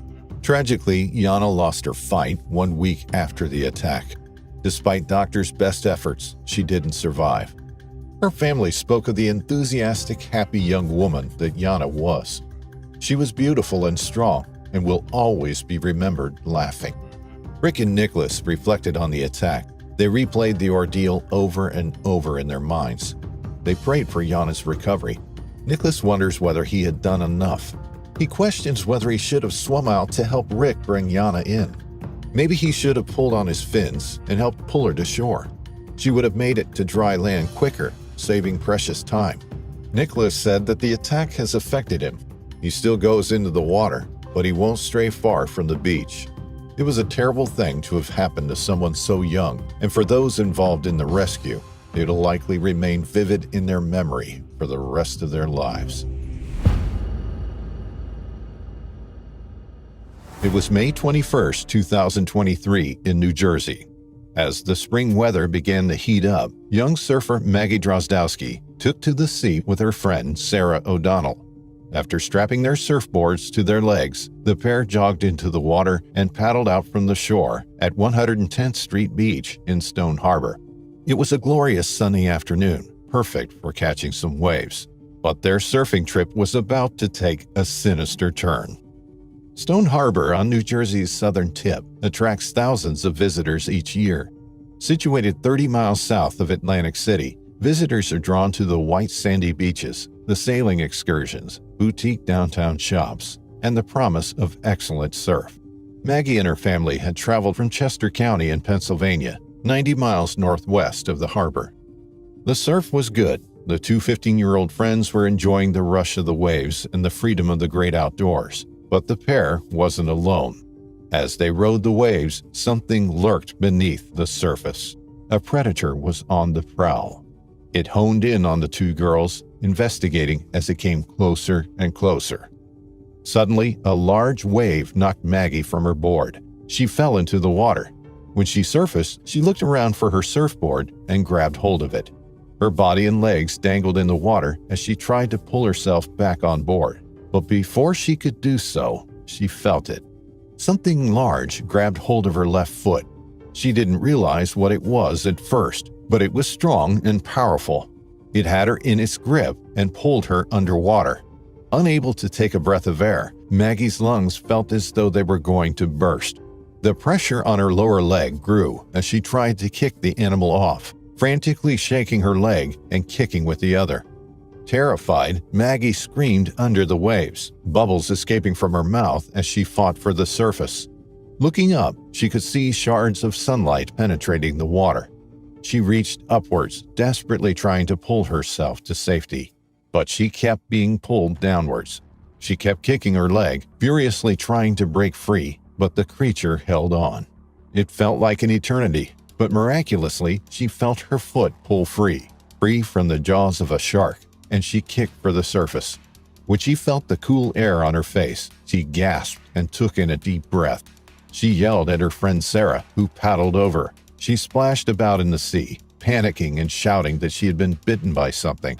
Sarah told her to get on her board immediately and paddle to shore. Maggie climbed onto her surfboard, lying flat and pulling at the water with her hands. A trail of blood leaked from Maggie's torn foot, a trail that enticed sharks nearby. A tantalizing scent spilling into the ocean behind the two girls. Together, they inched towards the beach. With every minute that passed, Maggie's adrenaline surged. Was it still out there? Was it following them? Were they going to make it back to the shore? With her foot out of action, Maggie didn't manage to catch a single wave into shore. Instead, she paddled the whole way. The progress was slow. The beach never seemed to get any closer. Her arms were aching. Salt water stung her eyes, but she was focused on getting out of the water as quickly as possible. She didn't know how badly damaged her foot was. She hadn't taken the time to investigate. That didn't matter right now. It was an agonizing 4 minutes of frantic paddling before they made it to the shallows and jumped off their boards. They ran out of the sea and sat down on the beach, breathing heavily. They had made it. They had survived what they were soon to realize was a shark attack. Sarah didn't realize the seriousness of her friend's injury. She assumed Maggie had been pinched by a crab or something. It never crossed her mind that it could be a shark, and that it could have been a very different ending.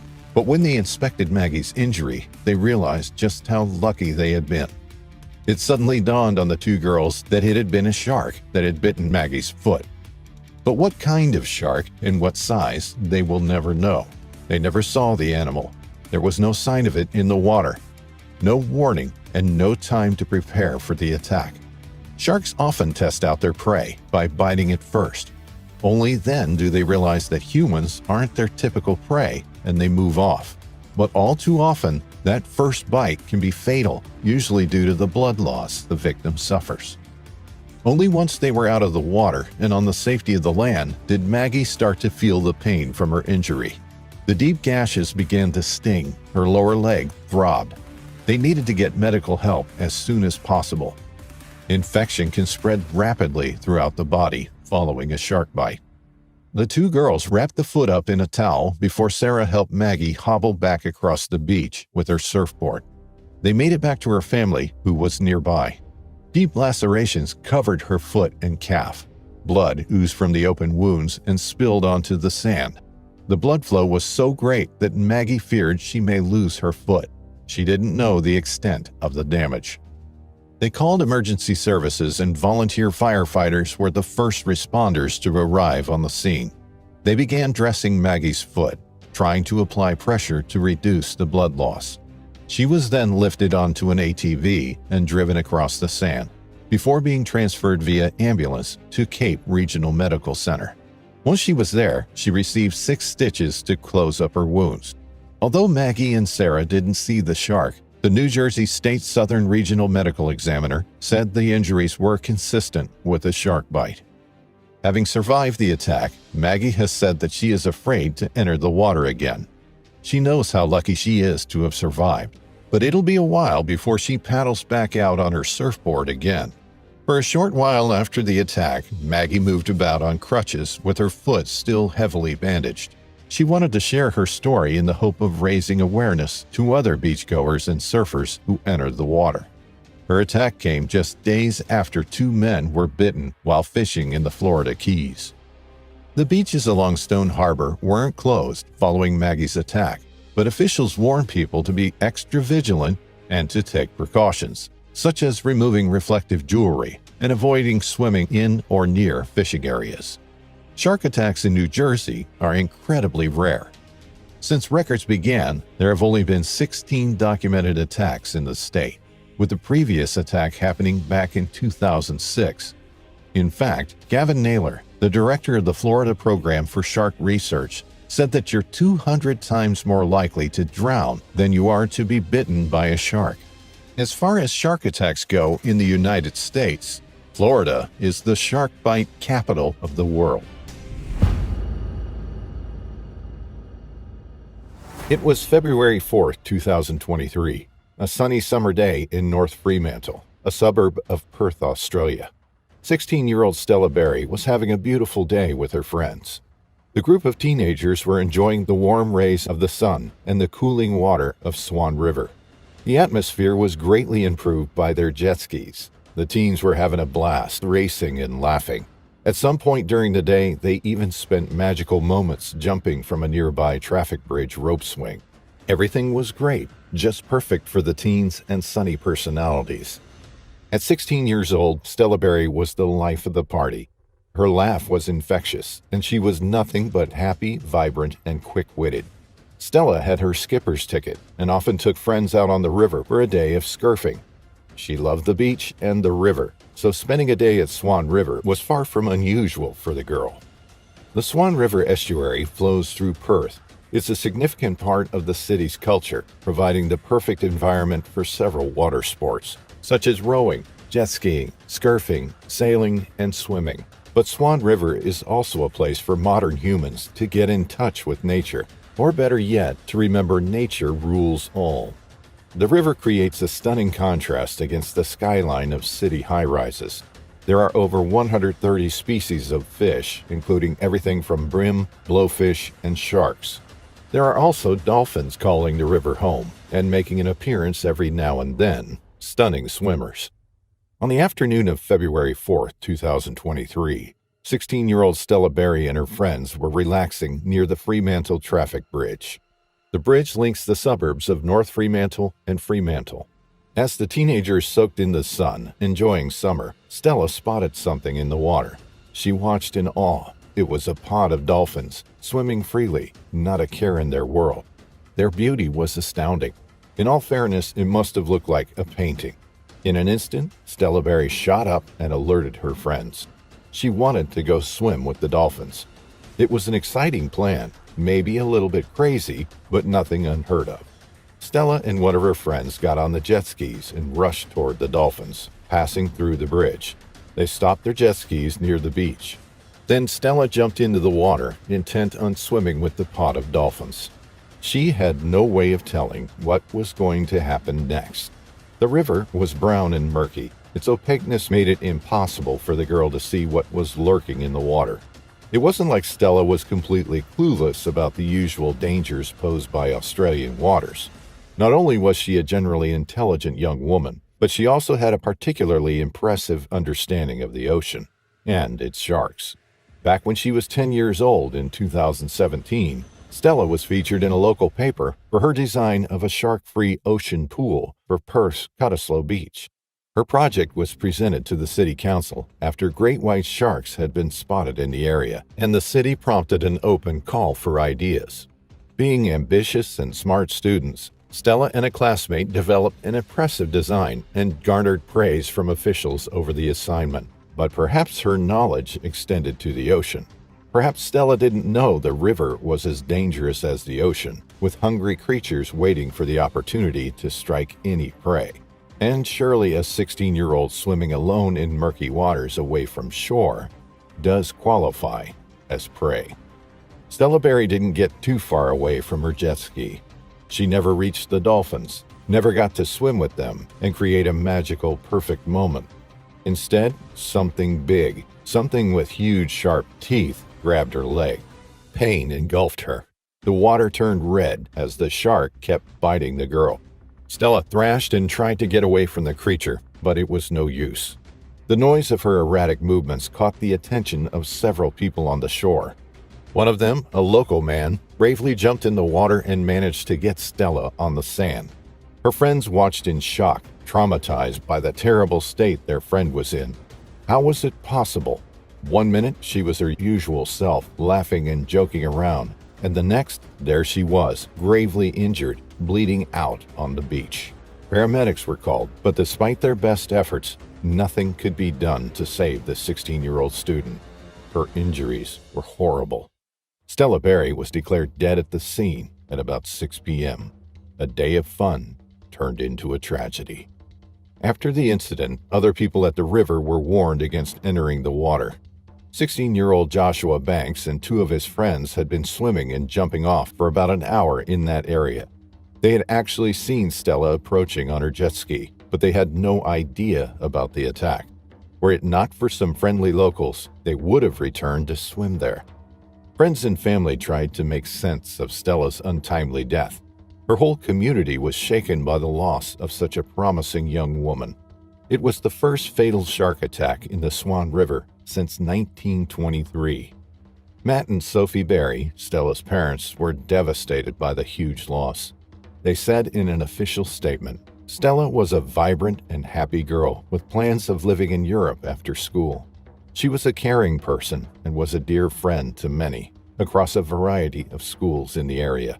She had an infectious laugh, which we couldn't help laughing at too when we heard it. She was a beautiful and loving big sister and the best daughter we could have hoped for." On Sunday, a day after the attack, some of Stella's friends gathered on the banks of the river near the spot the girl was attacked. They remembered their beloved friend, crying and holding each other. Two of Stella's friends vowed to carry out their friend's wish and run a marathon in her honor and memory. Authorities declared that it was unusual for a shark to be that far down the river, but not impossible. This time of year, sharks are in the river more than normal. It's the breeding period. The females move into the river and the males chase them, said Professor Coulomb Brown, the director of higher degree research biology at Macquarie University. Authorities also admitted that while a great deal has been done to prevent shark attacks in the ocean, the river was another matter. Western Australia Premier Mark McGowan declared that implementing flying helicopter patrol isn't possible on the river because the water is brown. Other measures are being considered, such as shark barriers, which form a fully enclosed swimming area that prevents large marine creatures such as sharks from entering the area. If you're being attacked by a shark, experts advise you to always fight back. Don't look away from the animal and use your strength and size to your advantage. Since the shark's nose, eyes, and gills are extremely sensitive, you should hit those areas hard. The worst thing you could do is play dead, because sharks are known scavengers and won't say no to an easy meal.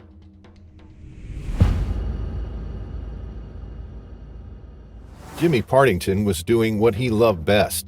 The experienced diver and shark expert was out in the Pacific Ocean, getting ready to make history. And since history is always better when there's evidence of it, Partington wasn't alone.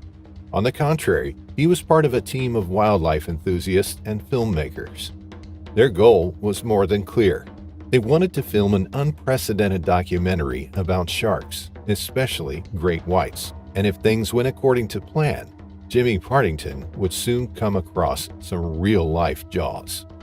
While most of us can't imagine seeking out that kind of danger for any reason, be it pleasure, fun, or science, many people love seeing and experiencing the danger from afar by, let's say, watching chilling videos on the internet or TV specials. But someone has to film the footage. Jimmy Partington and his team had big plans for their documentary. They wanted it to be a part of Discovery's iconic Shark Week. Shark Week started out as an effort toward shark conservation and educating the public about the creatures. But over its more than 30 years of airing, the Discovery Channel programming block has become a hit, a fully fledged phenomenon. Shark Week is broadcast in over 72 countries and is promoted heavily on all types of social media. With this kind of promotion, audience, and reputation, Shark Week always has to be bigger, better, and more interesting than the previous year in order to survive and satiate shark enthusiasts. That's why filmmakers and daredevils get together to create magic and capture the most extraordinary footage out there. As Jimmy Partington and his team knew, there's nothing that fascinates the public quite like great whites. Ever since Spielberg's Jaws hit the theaters in 1975, the world has created a whole array of stories and mythologies about the creatures. That's not to say the stories are completely unfounded, if oftentimes exaggerated, but there's a reason great whites have been elected as the boogeyman of the ocean. These sharks are large, with the largest preserved specimen measuring over 19 feet in length and around 2 tons in weight. Besides their gargantuan measurements, great whites live long lives, up to 70 years or more. They can swim with speeds up to 16 miles per hour and can dive to depths of 3,900 feet. When it comes to these sharks, almost everything is a superlative. But one of these superlatives in particular makes humankind completely fascinated and terrified by this species. Great whites are responsible for the most recorded human bite incidents. To us, they are the monsters lurking beneath the surface, ready to strike and take us down, both literally and figuratively. It doesn't matter that, according to scientists, humans are far from the preferred prey of the great white shark. This species will kill us if given the chance. Jimmy Partington and his team undoubtedly knew everything about the statistics. They knew the risks, and yet they ventured out on the ocean. To Partington, it wasn't exactly a choice. This was his life, his passion, the thing closest to his heart. Over the years, Partington had worked alongside some of the most talented and respected photographers, filmmakers, and marine biologists in the entire world. He was a dive instructor and a marine photographer himself. His work took him all over the world, and that's how he became a shark expert. Partington knew a lot about sharks and their behavior, but things were about to change on that day in 2020. For the first time in a while, Partington was about to be taken by surprise by a shark. It was almost time. Partington and his team didn't know what the ocean had in store for them that day, but they were willing to wait and see. The filming crew, led by Shark Week veteran, executive producer, and director Jeff Kerr, stayed on the boat. Drones were at the ready. A camera had been submerged. Other cameras provided multiple angles of a particular stretch of ocean. The focus of the cameras? Jimmy Partington himself, dressed in full diving gear, including a snorkel and flippers. But Partington wasn't diving just yet. Instead, he was inside a protective cage, a small and clear plastic box. Part of the cage was submerged, allowing Partington to gaze down into the endless depths without being in the water himself. The ocean wasn't particularly restless that day. On the contrary, it was quite still, its color a deep blue. As Jimmy Partington crouched down at the bottom of the cage, he could see a shoal of fish swimming underneath the cage, undisturbed. But there was a much bigger fish approaching, one that Partington could see all too well, and so did the drones, filming astonishing footage. There it was, a huge great white shark slowly approaching the cage. Partington could do nothing but watch from inside the clear box and hope the strong plastic was enough to keep the huge shark at bay. The creature was indeed huge, about 16 feet, all teeth and slimy skin. It swam gently, seemingly more interested in the shoal of fish than in the human watching from inside the plastic box. Then the animal began circling the box, getting closer to it. Partington moved his head and body slowly, carefully studying the animal's behavior and cues. Every now and then, he'd come to the surface and communicate with his team. The boat was only a few feet away. In fact, Partington's cage was tied to the boat in order to secure it. The man was crouched down at the bottom of the cage when the great white swam right beneath it, right beneath him. Partington made a slow move as if to pet the shark. The animal swam away, then proceeded to circle the cage again. Then it bumped into the cage gently, again and again. Partington told the team the bumps have definitely been deliberate. It was as if the shark was assessing the cage and the man inside it. The situation deteriorated slowly but surely. The shoal of fish became restless, swimming in a flurry beneath Partington's cage. The shark picked up its speed, swimming aggressively under and around the cage. At this point, Partington was completely taken by surprise by how close the shark came, but nothing could have prepared him for what came next. The shark seemed to swim away from the cage before changing its course back toward Partington. This time, it came from below the cage, swimming up with great speed and determination. When it reached Partington, the creature opened its jaws and clamped them around the cage, breaking it open and capsizing it at the same time. People on the boat started screaming, shouting at Partington to swim toward the boat, but the man was momentarily overcome by panic. He tried to climb onto what remained of the cage, away from the terrifying predator which was still lurking. Partington struggled in vain to get on top of the cage. With the great white so close, he suddenly realized he had to make a break for it and just swim back to the boat. Luckily, Jimmy Partington made it to safety in one piece. The footage was included in a documentary called Great White Open Ocean and was posted online as part of Discovery's Shark Week in 2022. We were able to capture this encounter on film, and it's probably the most spectacular sequence in Shark Week history. It's also miraculous because when Jimmy was hit by the shark, he didn't get a scratch on him. He actually had to swim for his life back to the boat, but he was fine, said Jeff Kerr, the film's director and producer.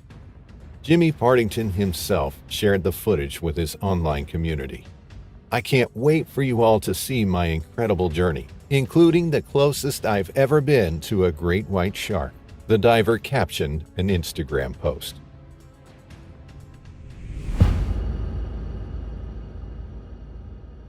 It all started just before 11 o'clock on the morning of December 1st. Sharm el-Sheikh is a popular beach resort, particularly with Europeans. The city is a popular tourist destination because it's situated amongst excellent beaches and shallow seas with beautiful coral reefs. It offers excellent snorkeling and some of the best dive spots in the world. The Red Sea is rich in marine life, including sharks. 46-year-old Victor Kolai was on holiday with his family from Ukraine. They were staying in the Turan Island Hotel. They had been swimming in the hotel's pool, but they were keen to experience the snorkeling that the Red Sea had to offer. The family of 3 headed to the beach at Malia Sinai. The water was calm. There were plenty of other people in the water. Young families splashed in the shallows. Dive boats headed out beyond the reef. People lay on the beach. Victor, his wife Victoria, and son Ivan put their masks and snorkels on and jumped into the water. Kicking with their legs, they slowly propelled themselves forward toward the reef. As they came into view, fish and corals emerged from the shallows. The sunlight penetrated the water, dancing on the seafloor. Victor pointed out some of the fish to his son, and they both nodded at each other as they floated at the surface. But then Victor spotted something that made his heart leap out of his chest. Just 3 meters from where they swam, he saw the telltale outline of a shark, the characteristic tail movement as it swam toward them. It was a mako shark, 2.5 meters or 8 feet long, and weighing around 250 kilograms or 550 pounds. They were 20 meters from the shore. There was no way they could outswim the predator. No way they could make it to dry land before it grabbed them, if that's what it wanted to do. The family came together, huddled in the water, unsure of the next move. They kept their faces below the surface so they could see the shark at all times. It began circling them, the circles getting closer and closer, tighter and tighter. It was sizing them up. It was trying to figure them out. Victor lifted his head up out of the water and looked back at the shore. They had to make a swim for it. If the shark grabbed them out here, then they were in big trouble. When the shark came closer still, continuing to circle the young family, Victor lashed out at it. He pushed it away with his hand. Its skin felt rough and abrasive against his hand. He pushed as hard as he could. The shark altered its position slightly, but it hadn't lost interest. Victor signaled for the others to swim for it. They turned and swam as fast as they could back to the beach, but terrifyingly, the shark followed them. Its dorsal fin broke through the surface of the water as the sea became shallower. Any minute now, Victor was expecting to feel a bite. He was expecting to feel the pain of a mouthful of teeth sinking into his flesh. He could see his son ahead of him. He could see him inching closer, ever closer to safety. Victoria wasn't far behind Ivan. Maybe they were going to make it. Maybe the shark had lost interest. But it hadn't. It pursued them up toward the beach. When the water was shallow enough, Ivan got to his feet and ran out of the water. He leapt over the wavelets, sprinting up to the dry sand. Only when he was safely ashore did he turn to look behind him and saw his 2 parents still swimming. Then he saw the shadow of the shark just feet from his father. It had turned away from Victoria and was now right on Victor's tail. It was coming in for an attack. He yelled at them to get out of the water. They were so close to the beach now. Victoria made it. She scrambled ashore, tripping and stumbling up through the shallows. When he was just 12 meters from shore, Victor stood up and raced toward dry land. He looked behind him and saw the shark coming for him. He took his mask and smacked it on the head. The hit seemed to have made the shark flinch slightly as it bit into Victor's leg, but it didn't get a proper grasp of it.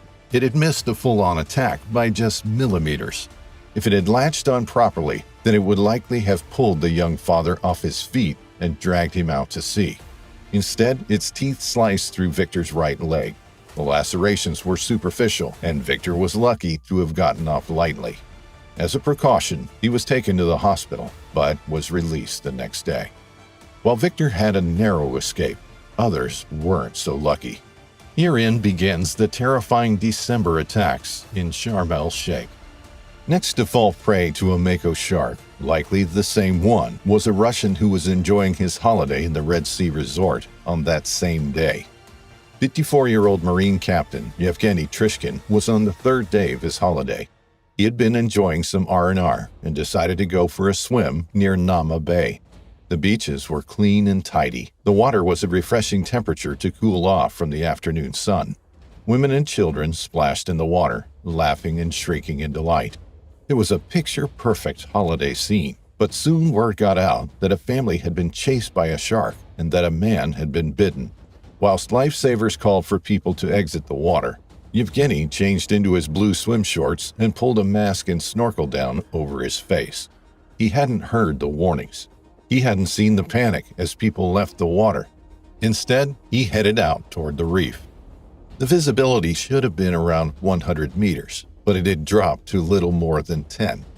He entered the water in the area that was marked safe by a line and some buoys. The sea was busy. It was around 11 o'clock. People were enjoying a late morning swim before lunch. Lowering his face into the water, Yevgeny scanned the seafloor. There were brightly colored fish flitting and darting everywhere as he headed out toward the end of the pontoon. As children jumped from the pontoon into the water, Yevgeny floated past them. Then the sea opened up. He hovered above a huge drop-off. The seafloor fell from beneath him, the deep dark blue water contrasting with the lightness of the shallow reef. There were overhangs and caves and an eerie expanse in front of him. The depth plummeted to 60 meters or more. Then Yevgeny spotted something. There was something out there, something that merged with the deep dark blue of the ocean. It was getting closer, a dark shadow emerging from the depths. Yevgeny only realized it was a shark when it was too late. It had spotted the Russian from below and had made a beeline for him, torpedoing up through the water column. There was nothing Yevgeny could do. The shark had him in its sights and opened its jaws as it came in for the attack. It grabbed his left arm. He could feel the teeth penetrating his skin, tearing at his flesh, but he fought back. With his right arm, he began whacking the shark, smacking it on the nose. The shark shook his arm ferociously from side to side, but Yevgeny didn't give up. Suddenly, the shark let go. The punching and hitting seemed to have worked. But the shark only paused momentarily before crunching down on the other hand. Yevgeny gasped above the surface and screamed for help. Lifesavers were already yelling at people to get out of the water from Victor Koley's attack, but Yevgeny hadn't been aware. His cries were heard by those on the pontoon. They rushed to the water's edge in an effort to rescue him, their arms outstretched. He was just 20 meters from the jetty, but the shark was dragging him back. He couldn't break free. Yevgeny had lost a lot of blood. He could feel his body growing weak. He felt dizzy and lightheaded. It would be a matter of moments before he lost consciousness and potentially sank to the bottom of the ocean, or was torn to shreds by the unforgiving Mako shark. A lifesaver named Ahmed jumped into his white-bottomed Zodiac and motored over to the Russian. The shark released its grip, and Ahmed leaned over the side of the boat and was able to pull him aboard. Yevgeny's arms were so severely damaged that Ahmed couldn't pull on them to bring him aboard. Just as Ahmed got him into the boat, the dorsal fin of the Mako shark surfaced before disappearing again. Then, as he and his team of lifesavers wrung out a blood-soaked towel over the side of the boat, the fin of a white-tipped shark surfaced, just feet from the boat. This white-tipped shark was about to cause a lot of damage further along the beach. They gently lifted Yevgeny onto the pontoon, and he was then rushed to the hospital. Both of his arms were in bad shape. There was potential for him to lose both, given the depth and size of the lacerations. In the end, surgeons amputated his left arm above the elbow, but managed to save the other. In Sharm el-Sheikh, things were about to get worse. The terrifying nightmare was just beginning. Yet another Russian was about to meet her fate. It was still December 1st. It was still the same stretch of coastline. But word hadn't got out of the predator that was on the warpath that morning. The screams of the victims had been muted by the enjoyment of other holidaymakers. Officials were reportedly reluctant to close the beaches. They didn't want to scare people away. They didn't want to make a scene. A Russian mother and her daughter headed down to the beach near their hotel at the Maritime Resort. The two decided that they would have one last swim of the day before heading inside for something to eat. It was a decision that both of them would live to regret. The conditions were idyllic and perfect for a dip in the water. The air temperature was around 30 degrees Celsius or 86 Fahrenheit. The beach was sandy with golden outcrops of rock protruding into the sea. Yelena watched as her mother Olga pulled on her swimming fins and paddled into the ocean. She swam out a little way and then floated on her back. Yelena joined her moments later, the two enjoying each other's company in the perfect setting.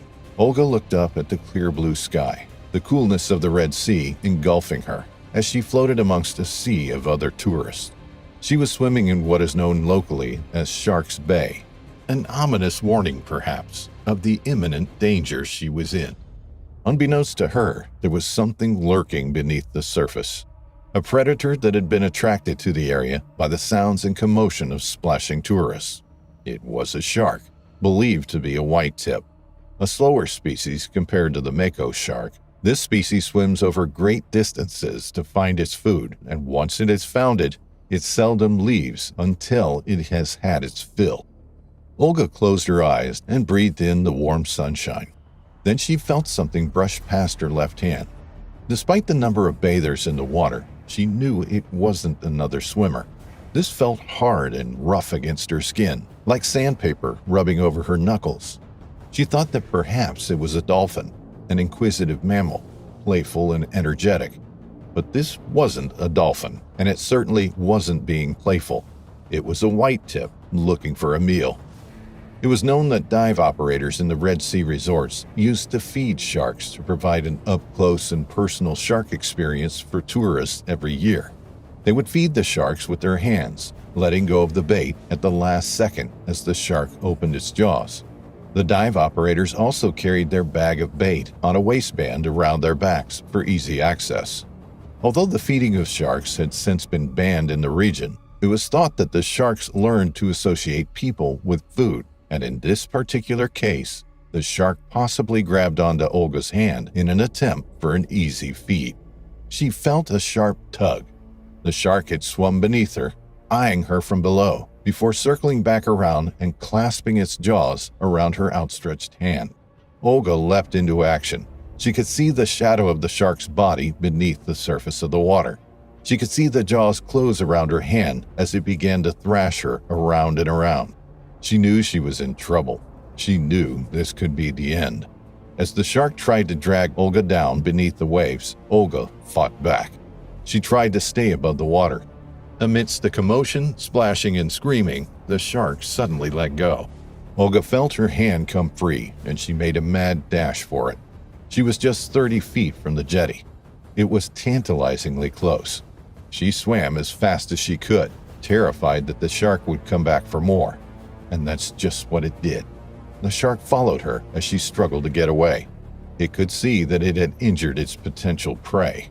Blood oozed from Olga's left hand and arm, a severe gash almost severing it from her body. The shark opened its jaws once more. Coming up behind her, it grabbed her backside. Olga screamed as she felt the shark's teeth sink into her flesh. The pain was indescribable. She was dragged underwater. Yelena could only watch in absolute horror as she watched her mother disappear from sight. The gray body of the shark arched out of the water as it pushed Olga downwards. The terrifying events were unfolding just feet away from other tourists and swimmers. Olga refused to give up. She made it to the surface again, and with all her might, she thrashed her flippers back and forth to propel her toward the jetty. Shocked onlookers hauled her out of the water. The shark was just behind her as they pulled her to safety. It had pursued her right to the end. As it was, Olga was in bad shape. She was laid down on the jetty. An ambulance arrived and sped toward the local hospital. But Olga lost her fight during transport momentarily. She had to be resuscitated. When she arrived at the hospital, she was barely conscious, and it was touch and go whether she would survive. In the operating room, she was given 6 units of blood to replace what had been lost, and her wounds were clean. The remains of her left arm had to be surgically removed, and she received emergency plastic surgery on the gaping wound in her buttock and upper thigh, taking skin from her hip to try and patch it up. The pain she experienced during those first days in the hospital was overwhelming. As she tried to stand up following the surgery, she would keel over in pain, unable to support her own weight. It would take a long time to recover from her traumatic attack, but for the tourist in Sharm el-Sheikh, things were only just beginning. Less than 15 minutes after Olga was attacked, and while she was still receiving first aid treatment on the pier, another Russian woman fell prey to the same shark. The beaches should have been closed immediately. The water shouldn't have been deemed safe to swim in. The shark wasn't afraid of humans. Instead, it was enticed by them. It had tasted fresh blood, and the scent drove it mad with desire, an instinct to feed, an instinct to take down easy prey. Lyudmila Stolyarova told her husband Vladimir that she was going for a swim in the sea. She asked him if he would like to join her, but he declined. He was enjoying his book on the beach and left his wife to enjoy the water. As Lyudmila swam gracefully along the surface of the Red Sea, Below her, dive instructor and guide Hassan Ali was viewing the marine life with a client. It was the last 10 minutes of their dive at the Coral Bay Resort when suddenly an inquisitive shark approached them. It was a female white-tip. She had a unique notch on her upper tail fin. As she came at the two divers, Hassan and his client assumed an upright position in the water column. They tucked their arms in tightly in an attempt to make themselves look bigger and remained motionless. Usually this behavior is enough to deter an inquisitive shark. It realizes that you are not worth the fight and swims on. But this shark was different. Her behavior showed that she was anxious and nervous. She was tense. Instead of swimming past the two divers, she circled them. With each orbit, the two divers watched her closely. It felt like an attack was imminent. She circled not once, not twice, but several times. Then, out of sight, she suddenly darted toward Hassan from behind him and swam inches over his head. 10 meters above them, Ludmilla kicked her legs as she tread water, gazing back at the shoreline. She was unaware of the attack that had just happened on Olga. She was unaware that the same shark now circled the water column directly below her. All of a sudden, Hassan watched as the shark shot upward toward the unsuspecting Russian. It erupted out of the water in an explosion. Ludmilla was sent flying out of the water. The shark grabbed her foot and bit it clean off. Blood poured into the water, so much so that it obscured Hassan's view. He immediately resurfaced with his client, handing her over to the dive master before swimming over to Ludmilla's rescue. Immediately after the shark severed Ludmilla's foot, it came back for more. She desperately tried to make it to the shore, but it bit into her right arm. Instinctively, she pulled her arm away, severely lacerating it, but it wouldn't let go.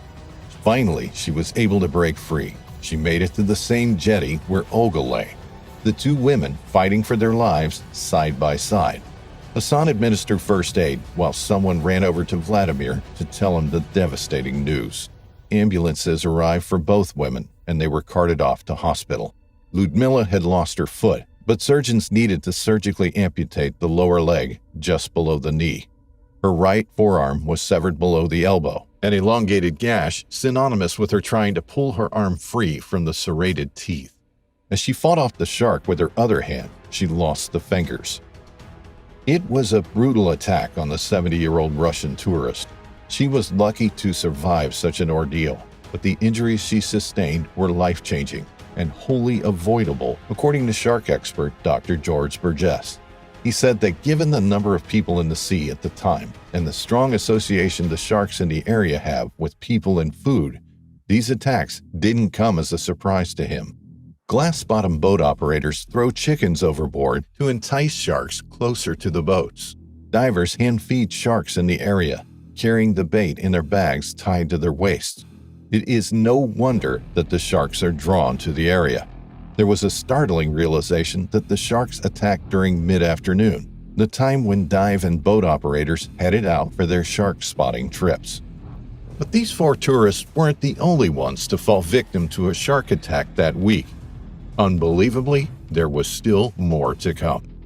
Officials closed the beaches after the horrendous events on December 1st. Visitors were horrified by the events. They didn't go near the water. They barely set foot on the beach. No one lay on the deck chairs. Everyone remained within their hotels. The beaches were deserted. The Egyptian Environment Ministry was called in to investigate. They set out to hunt down the 2 sharks responsible. There was no way of telling if they were hunting the individuals that were responsible for the attacks, but the tourism trade was taking a serious hit, and they needed to act now. Divers and conservationists, familiar with the waters and present at the time of the attacks, were adamant that the sharks captured were not the same as the ones that had been photographed on the day of the attack. Their pleas, though, fell on deaf ears, and officials reopened the beaches, deeming the water safe to swim in once more. It was December 4th, just 3 days after the attacks. This was a mistake. There was still a man-eater on the loose, and it remained close to the shore. Unfortunately for Renata Seifert, who entered the water on December 5th, she was a 70-year-old German tourist. She had visited the resort of Sharm el-Sheikh for the past 11 years. and swimming in the Red Sea was one of the activities she enjoyed the most. It was a way for her to keep active, a way to keep fit, but this was to be the last swim she would take. As she paddled out of the shallows and into deeper water, she swam toward the edge of the reef. Below her, the hypnotic deep blue of the open ocean. She was still just 30 meters or so from shore. As she turned around to head back to the beach, she felt a tug on her arm. It was a white-tipped shark. It was back for more. She was alone out there. Immediately, she screamed. Her screams were heard by those on the beach. People stood up from the safety of the sand, scanning the water. Then the sea erupted in a commotion. The shark could be seen thrashing around in the water. Renata was pulled under again and again, still struggling for breath, still struggling to fend off the shark as it sunk its teeth deep into her arm. A lifeguard rushed to her aid, but it was too late. He managed to pull her onto the reef, but her arm had been severely severed, and she had lost too much blood. Renata lay motionless in the water. The sea turned red around her. Tragically, she died within minutes of the attack. It was a terrible end to a terrible week, one that will haunt those who were there to witness it. All the warning signs were there from the very first attack, and even before that. As tourists and dive operators continued to feed sharks, it's only natural for them to associate us with food. Although this particular shark seemed to be far more aggressive than normal whitetips, it is thought that sharks in the area were hungrier than ever as overfishing depleted their natural food source.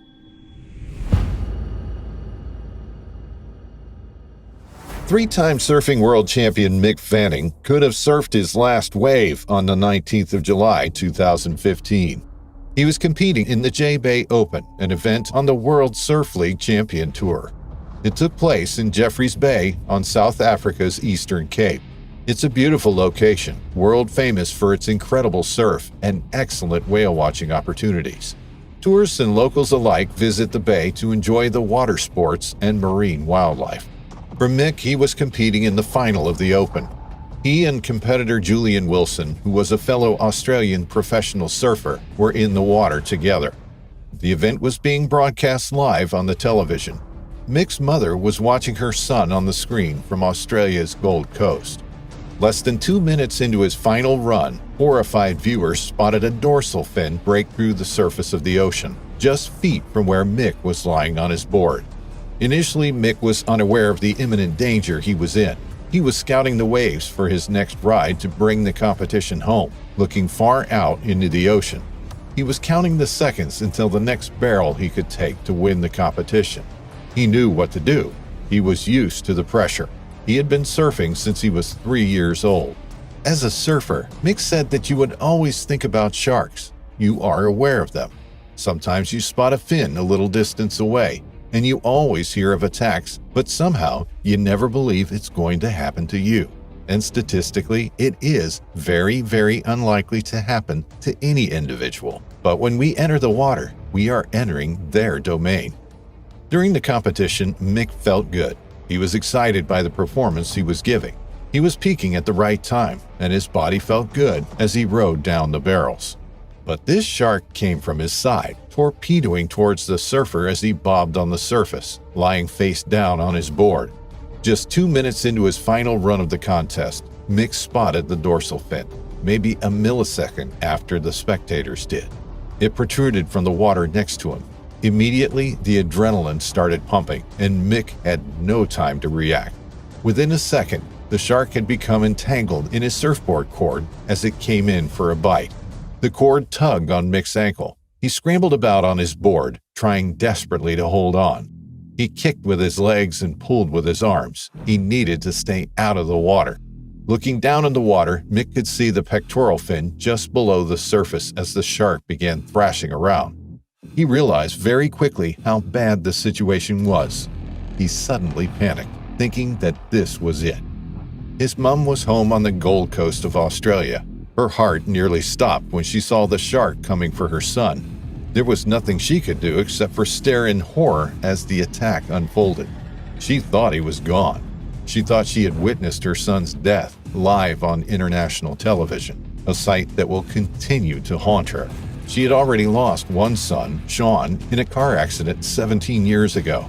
In those terrifying seconds, she thought that the universe can't be that cruel. She can't possibly lose two sons.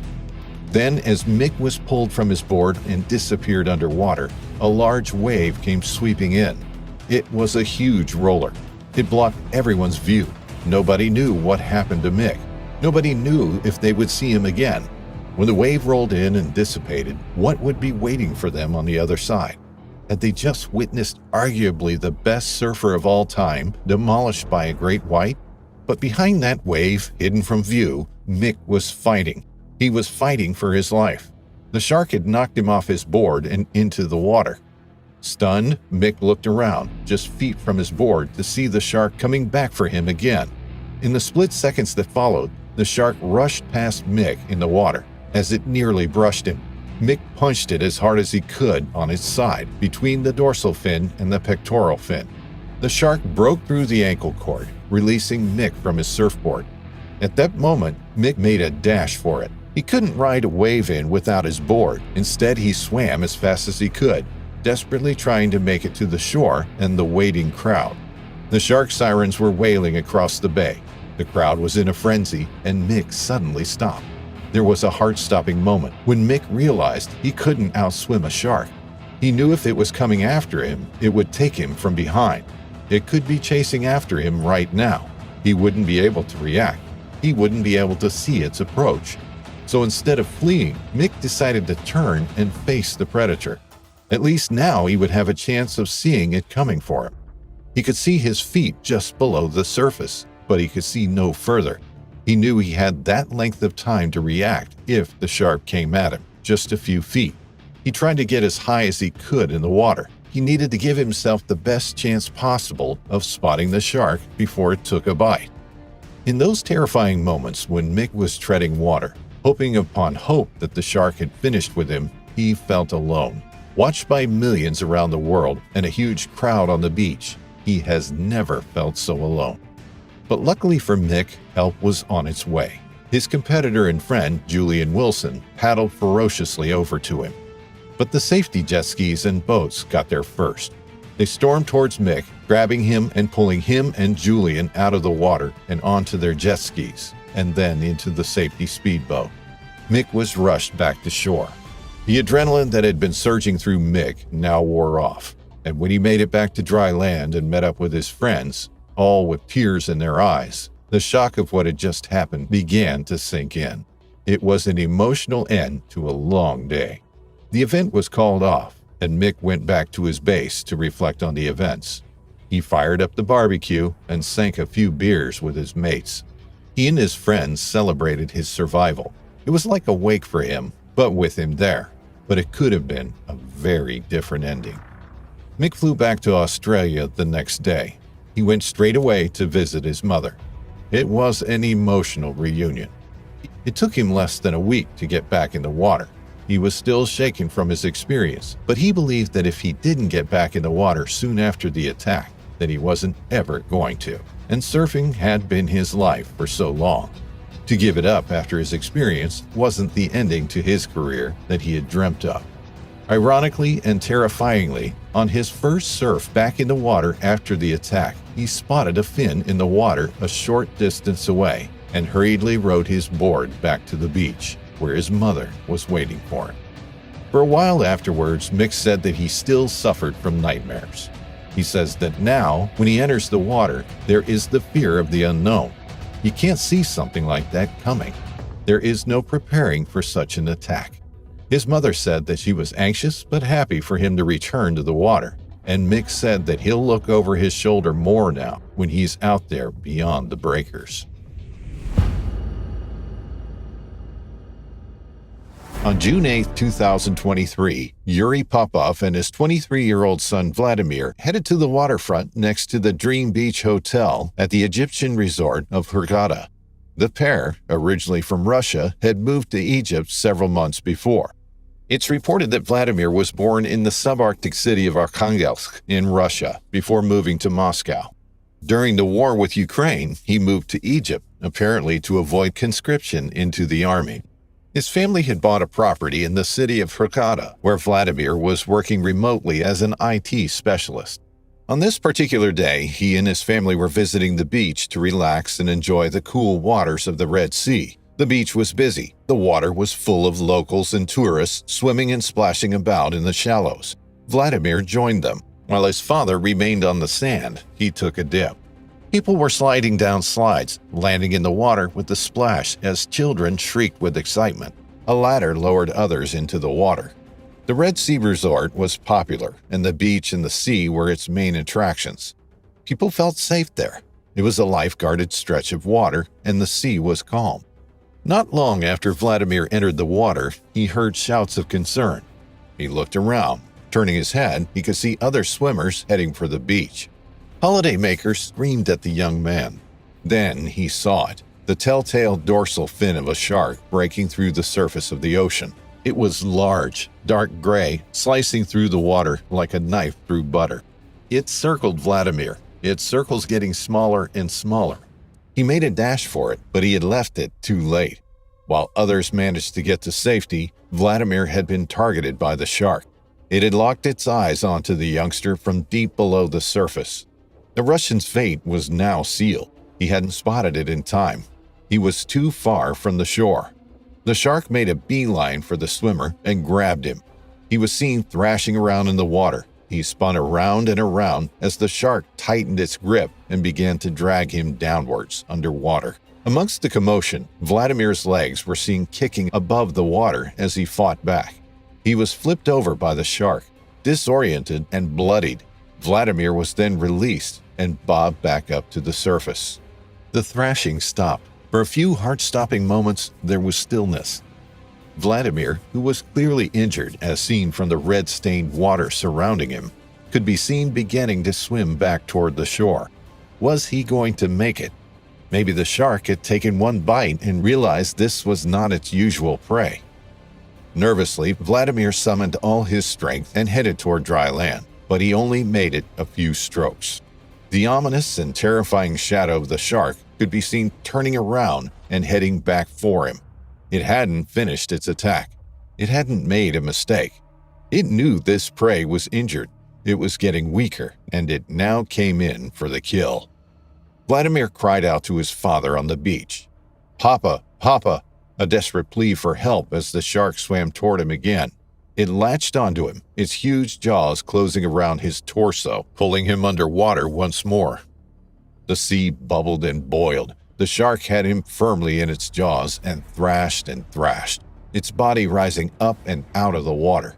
Again and again it rolled, over and over, a commotion of tail and fins as it flapped wildly. By now, Vladimir was no longer visible.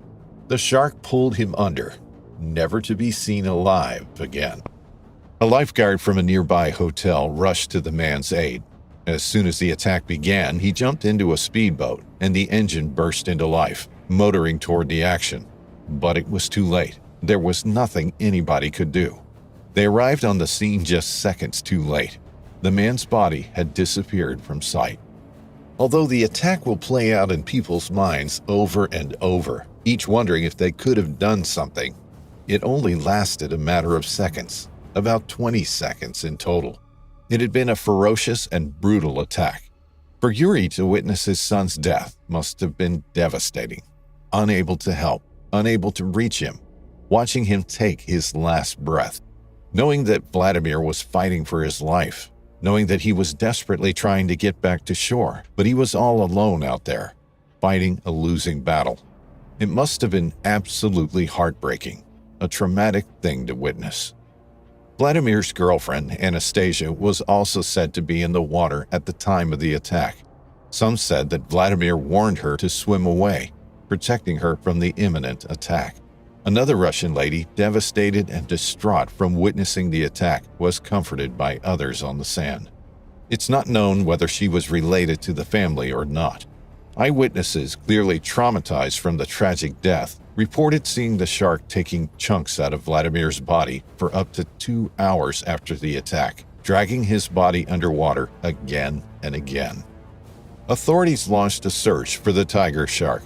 It had remained in the area and was easy to spot from the speedboats. They circled the large animal, trailing behind them fishing nets.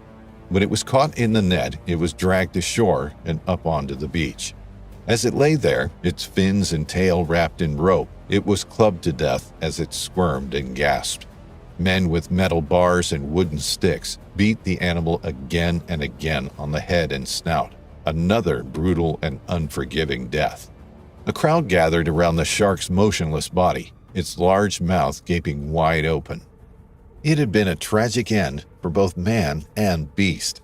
Local officials said they were going to conduct a post-mortem and an investigation on the shark to try to understand why this incident happened. So often with shark attacks, a shark will take one bite before realizing it had made a mistake and swims away. It is less common for them to come back again and again. Authorities banned anyone from entering the water on the beach and several others that were nearby. Almost 50 miles of coastline were closed to the public for the following 3 days. Swimming, snorkeling, and kayaking were prohibited until it was deemed safe again. Shark attacks in the Red Sea coastal resorts are considered rare. However, in 2022, there were 2 fatal attacks near Hurghada City, where Vladimir was killed. The resorts are popular, especially with European tourists. They offer excellent swimming and diving opportunities. But when attacks like this happen, people doubt the safety of the waters. It will take time for the tourism industry to recover, but in time, people will forget, until it happens again.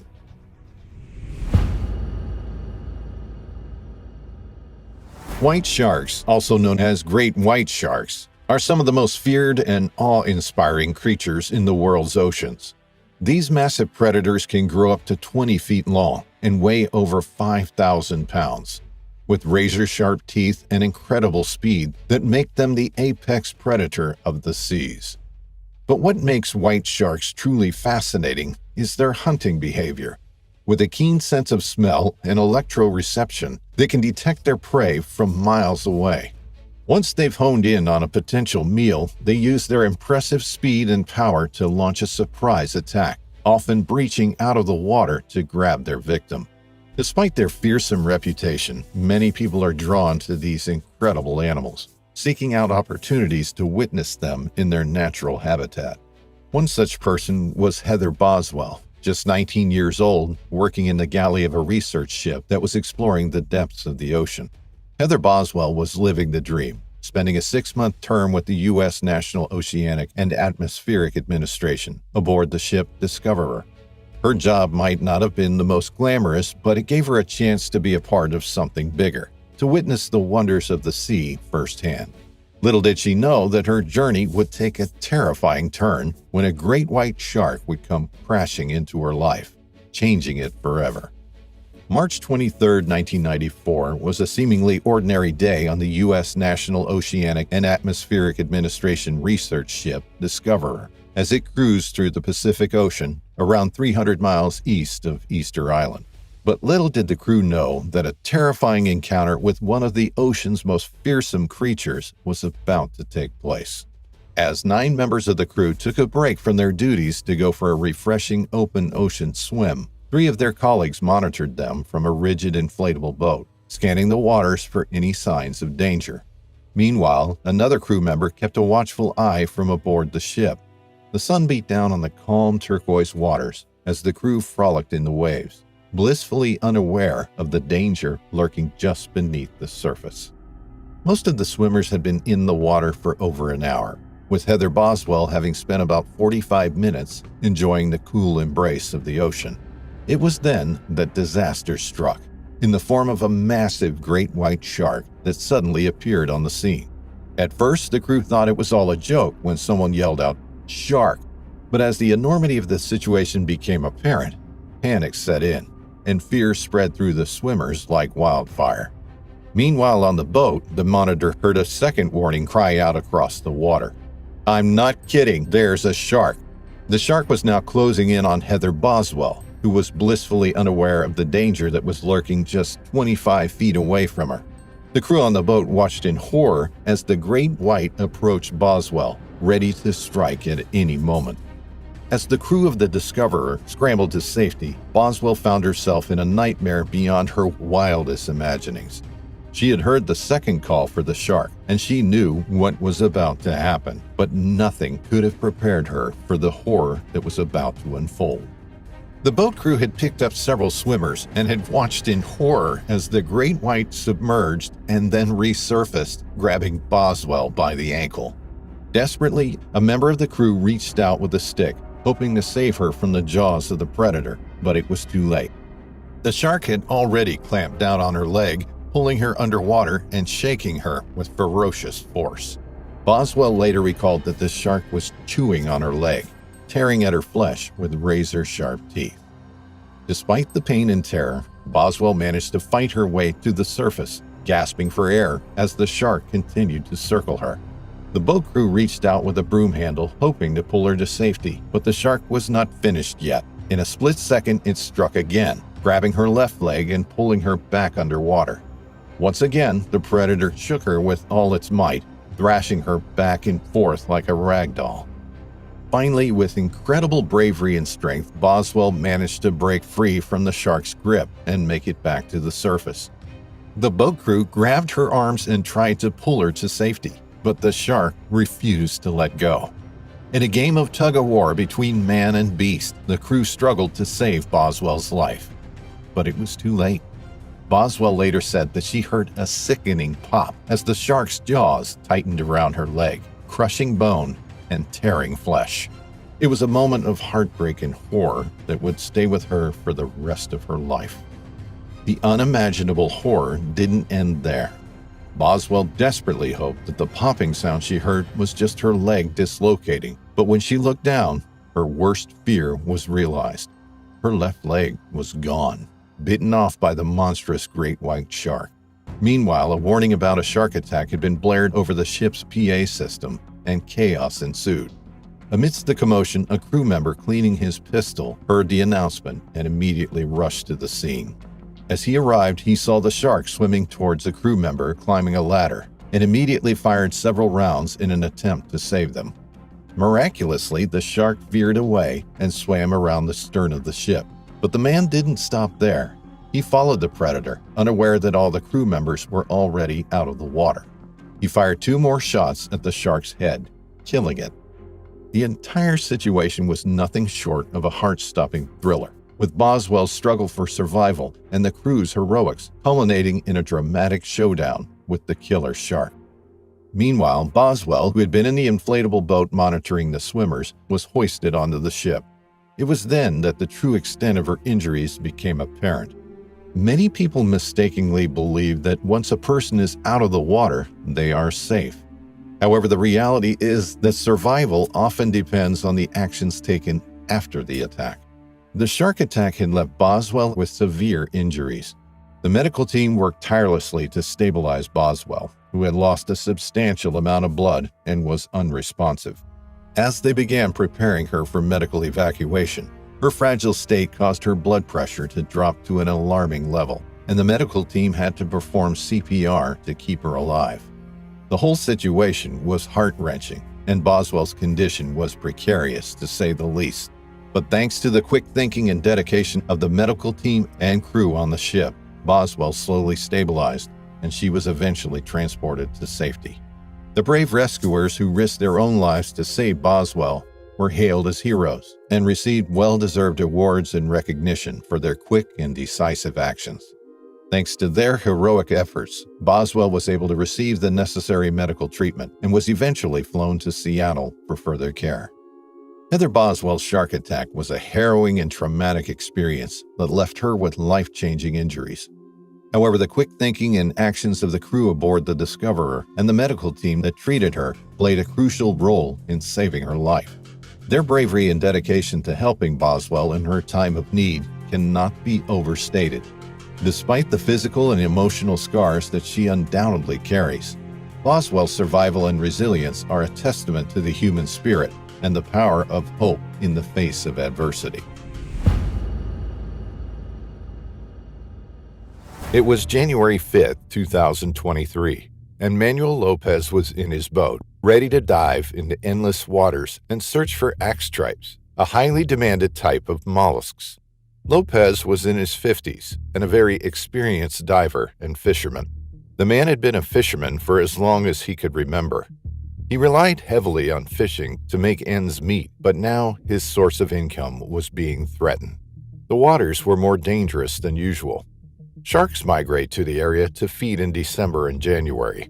Mexican divers had been warned about the presence of sharks in the area for days. Many of them had spotted the creatures themselves. The area was teeming with sharks, all of them hungry and on the lookout for food. Because of this, most fishermen had been on high alert and had decided to wait the migration out, but not everybody afforded the luxury of preserving their own life. While the Mexican government offers a stipend of 7,200 pesos, roughly $400 per year, to supplement fishermen's income, the sum is not enough to make ends meet. Financial pressures meant Manuel Lopez had to make an extremely difficult choice: keep diving or risk poverty. Lopez chose the former one, despite the huge dangers it implied. He knew that he had a chance of making some really good money. There was a shortage of seafood in the area, which in turn had created a great demand. The man needed to capitalize on this demand at a time when very few others would risk facing the sea. So on the morning of January 5, 2023, Lopez went out on his boat. He wanted to scuba dive in order to collect axe tripe, a mollusk like a scallop. These mollusks are usually at a depth of 36 to 59 feet. Pulling them out of the ocean floor can be quite risky. The turbulence can spark the interest of nearby sharks. But Manuel Lopez was willing to take this risk too. After all, he wasn't completely alone. Sure, he was the only one who planned to enter the water, but there were two tenders on board the boat. At about 11:30 that morning, Lopez dived deep beneath the surface of the water, never to return again. The Gulf of California, also known as the Sea of Cortez, separates the Baja California Peninsula from the Mexican mainland. It has a surface of 62,000 square miles, and maximum depths exceed 9,800 feet. In other words, there's plenty of room for all kinds of marine creatures to lurk, and some of them are far more dangerous than others. The Gulf's rich ecosystem is home to many, many animals. It also hosts a large number of migratory species, such as the humpback whales, the manta ray, the leatherback sea turtle, and, of course, sharks. Manuel Lopez was interested in only one of the numerous species that have their natural habitat in the Gulf of California. The man knew he'd find the precious axe tripes deep down, buried in the ocean floor. The two tenders, Lopez's co-workers, watched as the man dived deeper and deeper. Soon enough, he reached the ocean floor and started pulling axe tripes. And then something horrible happened. A terrifying huge shark emerged out of nowhere. The two tenders watched in shock as the huge creature opened its jaws and with a swift motion decapitated Manuel Lopez and bit both of his shoulders. It all happened so quickly, it was almost impossible. One moment, Lopez was there, looking for axe tripes and more than alive. The next, he was gone, torn to pieces by a terrifying creature. Horrified, the two tenders rushed toward the shore and alerted authorities. Lopez's death was instantaneous, which brought them some kind of solace, but the trauma was still huge. Theories about how and why the attack happened started pouring in almost immediately. Everyone had an opinion, from fishermen to marine experts. Some scientists came forward and suggested the attack could have been prevented. According to them, it was all about the diving suit. Mexican authorities had previously advised divers to wear brightly colored wetsuits in order to stand out from seals. Because of the migration, pregnant female sharks often enter the Gulf's waters looking for fatty seals, which are often the preferred prey of hungry sharks. Some experts suggested the shark responsible for the attack might have mistaken Manuel Lopez for a seal because the man's suit was black. Other experts were unconvinced by these claims, stating that this kind of theory is hard to prove. Why? Because most sweatsuits are black, or dark blue anyway, and there's no way to tell statistically whether they are the common denominator in shark attacks. However, many scientists agree the diver's fishing activity was most likely the cause of the attack. According to Chris Lowe, the director of the Shark Lab at California State University, Long Beach, the smell of the shellfish concentrated around the diver could have lured the shark to the area. This might have happened because sharks have extraordinarily developed olfactory senses, hence one of their nicknames, swimming noses. Sharks can easily detect smells in the water. To top it off, they can feel the vibrations caused by struggling animals. But there are other theories that might be true. The man's position on the ocean floor could have made him look like a foraging sea lion, which are also a favorite prey to sharks.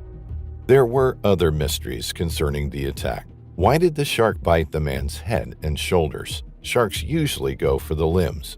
Once again, experts suggested Lopez's position on the seafloor might have provoked the unusual manner of the attack. Because the man was essentially walking along the bottom, the shark couldn't have approached him from underneath. Approaching prey from the side would have most likely exposed the shark to a counterattack, so biting the man's head was probably the shark's only viable option. Or maybe the creature went for the head for another, far simpler reason. Maybe the shark deliberately went for the head, intent on quickly incapacitating its victim. Despite all the theories, scientists argued that knowing the whole truth and the animal's reasoning was highly unlikely. Sadly, these attacks can happen, but there are safety measures that can potentially save a life. According to National Geographic, most shark attacks aren't fatal. Because they are curious by nature, sharks often bite humans just to figure out what they are. After these so-called sample bites, sharks usually release humans. These fierce animals don't have great eyesight, so they sometimes mistake humans for other mammals. That's when fatal attacks most likely occur. There are some safety measures you can take in order to avoid a shark attack. Avoid swimming at dusk or dawn, since this is feeding time for sharks, and also their eyesight is even worse than usual. Avoid estuaries, since the murky waters can provide a perfect hiding point for sharks. Avoid areas with fishing, because the smells and the vibrations can and will attract sharks. Don't wear shiny objects while swimming, because sharks can mistake shiny jewelry for fish. Don't panic if you encounter a shark, and maintain eye contact. It was February 19, 2023, a Sunday, and Chris Davis was having a pleasant day in New Caledonia. Davis was 59 years old, but far from being anything but a strong, resilient man. In fact, Chris Davis was an experienced triathlete. Over the years, the man had represented his native Australia in age group world championship events several times. Triathletes are all about endurance, speed, and strength. They take part in competitions that require them to swim, cycle, and run. In a few words, they're tough. But Davis wasn't in New Caledonia to train for a competition. In fact, he was there for a far more simple, more pleasant reason: a vacation. New Caledonia isn't as popular as other dreamy destinations, say the Bahamas or Hawaii, but this doesn't mean the place is without its wonders. In fact, the opposite is true. New Caledonia is a collective of overseas France. Its inhabitants are French citizens who vote for the President of France. Despite this, the archipelago enjoys a quite significant autonomy. The dozens of islands that make up New Caledonia are located some 900 miles east off the coast of Australia, in the South Pacific. The place has increasingly become more and more popular with Aussie tourists. After all, it's just a 3-hour flight from Sydney to Noumea, New Caledonia's capital city. After the flight, tourists are free to experience a one-of-a-kind place, one that combines the spirit of the French Riviera with the exotic beauties of the South Pacific. Like many other Aussies in the past few years, 59-year-old Chris Davis chose New Caledonia as his travel destination. He probably made an educated decision because the place is perfect for the more active travelers, such as past triathletes. Water sports are a big thing in New Caledonia, and so are diving, snorkeling, hiking, and horse riding. On February 19, 2023, Chris Davis was in Noumea, New Caledonia's capital, enjoying a day at the Chateau Royal Beach. Located just in front of the Chateau Royal Beach Hotel, this particular beach was bound to be popular. The day was beautiful, and the beach was more than crowded. People frolicked on the sand as well as in the sapphire blue water. None of them seemed to have a care in the world, and why would they? With the sun shining and the exotic views of New Caledonia, life seemed to be nothing short of perfect.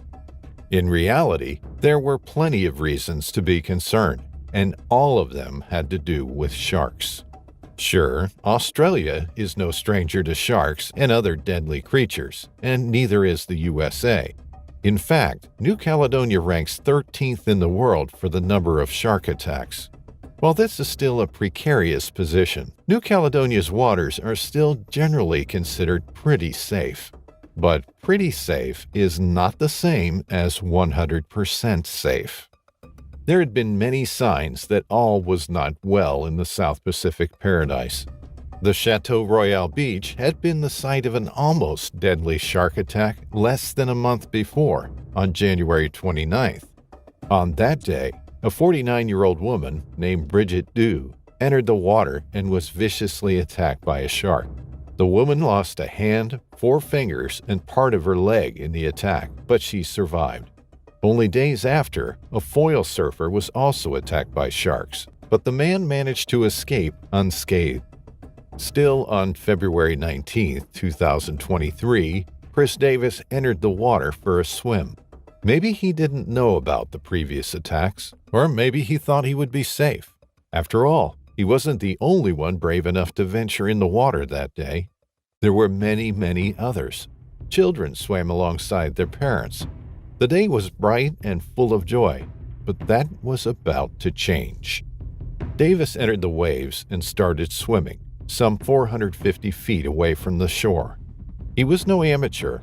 He had strength, endurance, and technique, all of them things that are generally required of triathletes. But these qualities weren't enough to save the man. Something happened. As the man was pulled beneath the waves, others looked in horror. Those still in the water scrambled toward the shore, toward safety. Those already on the beach watched in horror, petrified by the scene unfolding in front of their eyes. They could see the shark, and they could see the man thrashing as if he was struggling to get away from something. Children screamed, burying their heads in their parents' embrace.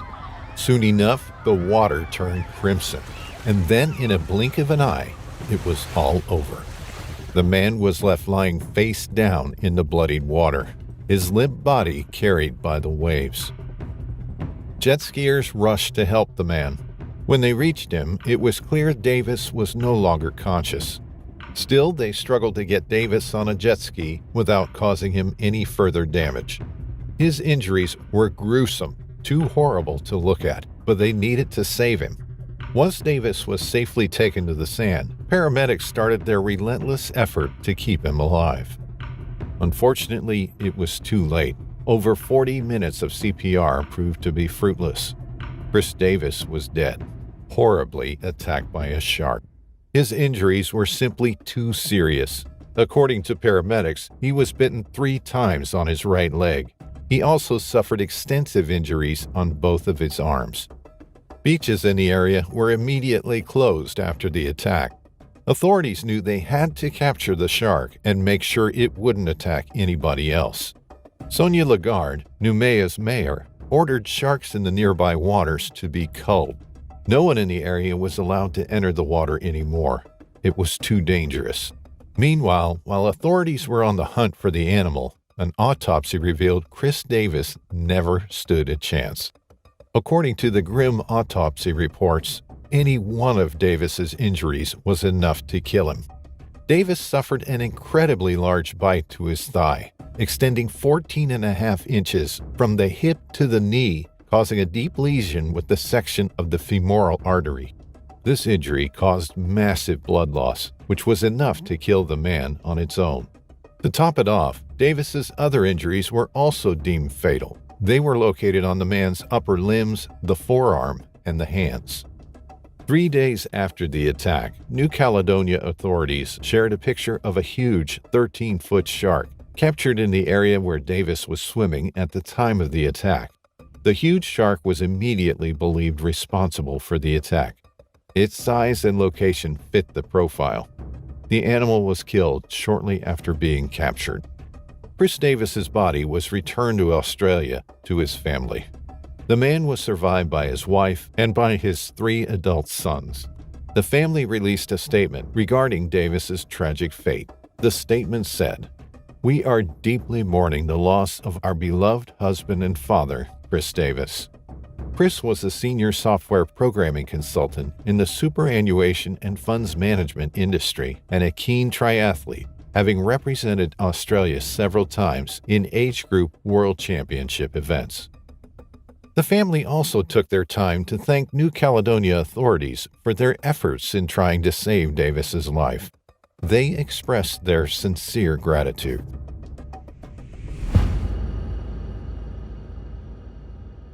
It was December 29, 2018, and Jamie Cunningham was spending a nice day at the beach with his wife Christine and their 2 teenage sons, Alex and Matthew.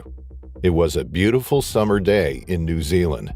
The sky was blue, the sun was up and shining brightly, and the water was more than inviting.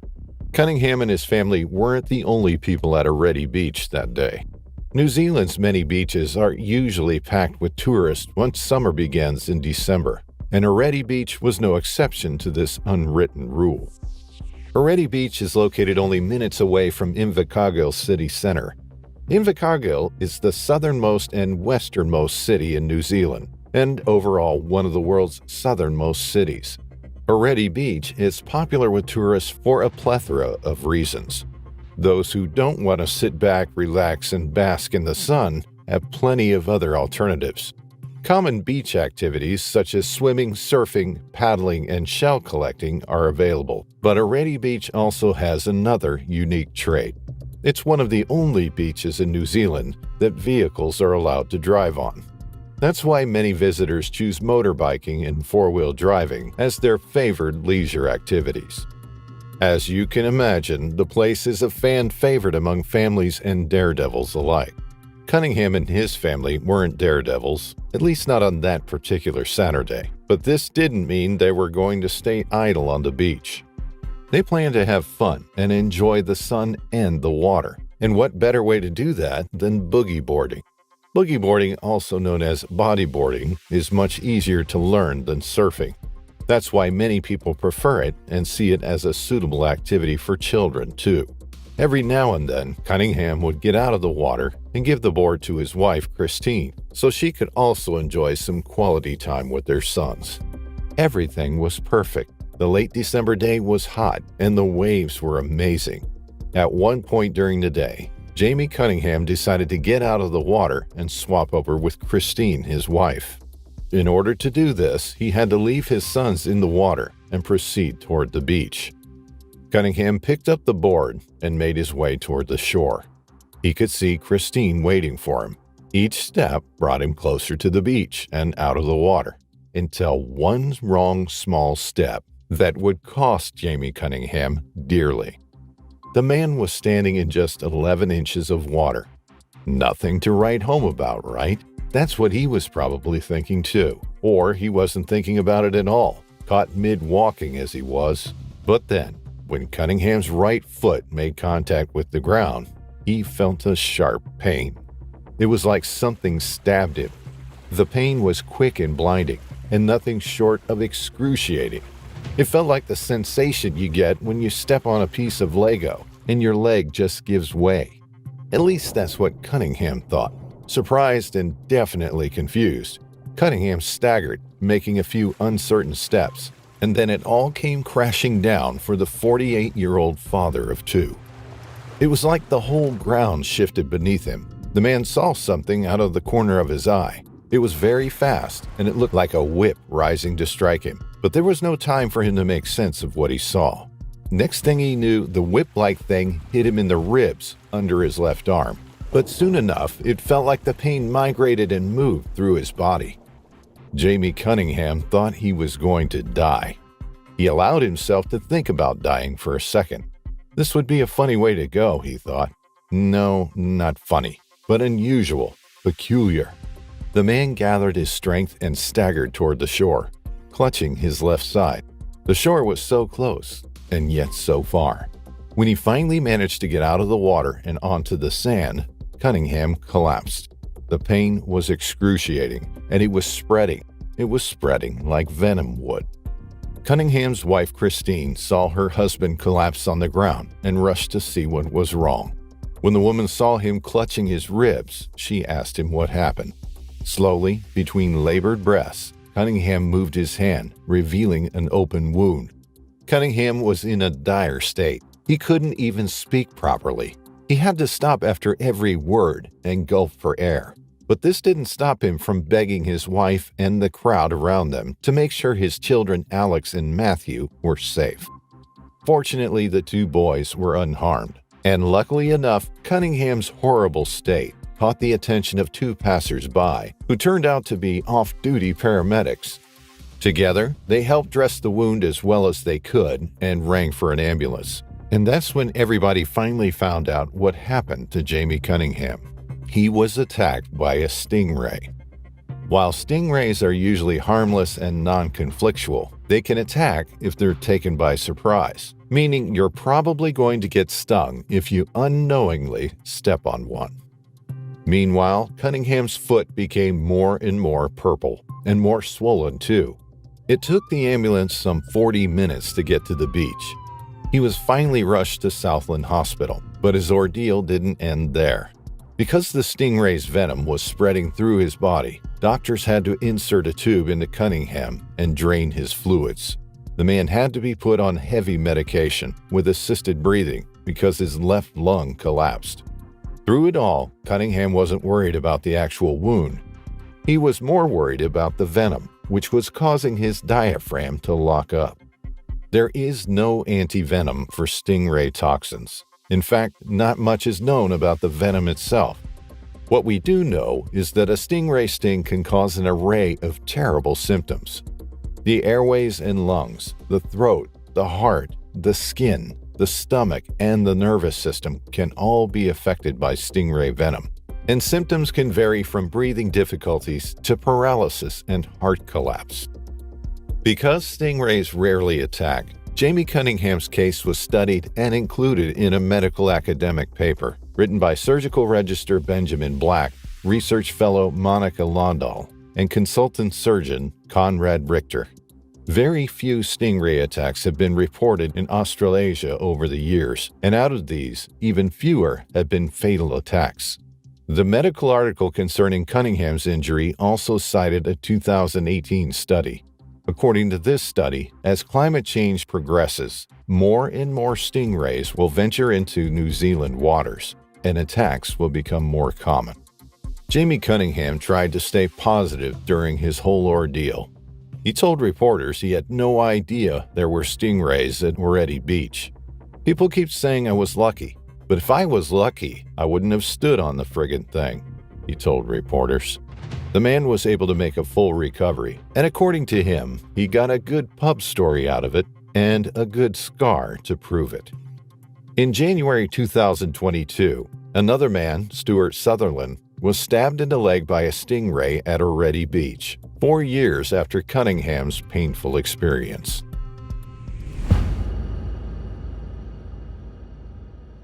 This is the story of Jamie Marie Daigle, a young girl who ventured too far into the shark-filled waters of the Gulf of Mexico and paid with her life. It's a tragic, heartbreaking story, but it's also a story about how multiple people came together and tried to save a life. It was June 25, 2005, and 14-year-old Jamie Marie Daigle was on vacation with her friends. The teenager had just recently graduated 8th grade with honors, and she had plans to attend St. Joseph's Academy in Baton Rouge, Louisiana. Jamie herself was a Louisiana resident. The girl lived in the city of Gonzales. Her family, meaning her parents, Ronnie and Wendy, and her older brother Nicholas, were back home, but Jamie was visiting Florida. In fact, on that Saturday, June 25, 2005, Jamie was enjoying the waves of a Florida panhandle beach. The Florida Panhandle is the name of the northwestern part of the state. The region is about 200 miles long and 50 to 100 miles wide, and it boasts some of Florida's most amazing beaches. The region's home to everything from quaint fishing villages to popular beachside cities. The climate is favorable all year round, with plenty of activities to satisfy the more adventurous tourists, those who'd rather go scuba diving than simply sunbathe on the shore. Jamie and her friends were on a beach bordering the Gulf of Mexico. The Gulf is old, older than most our minds can easily comprehend. It's 300 million years old. Over its long existence, it certainly witnessed countless events, and on that warm June day in 2005, the Gulf was once again a silent witness to a tragedy. Before this vacation in Florida, 14-year-old Jamie Marie Daigle had spent part of her summer vacation volunteering at her church's summer camp for young children. She was now spending some well-deserved time with her friends before her first year of high school started. But as fate had it, Jamie was never going to be a freshman. The day started well. Jamie and her friend 14-year-old Felicia Venable played on the beach and swam in the Gulf's waters.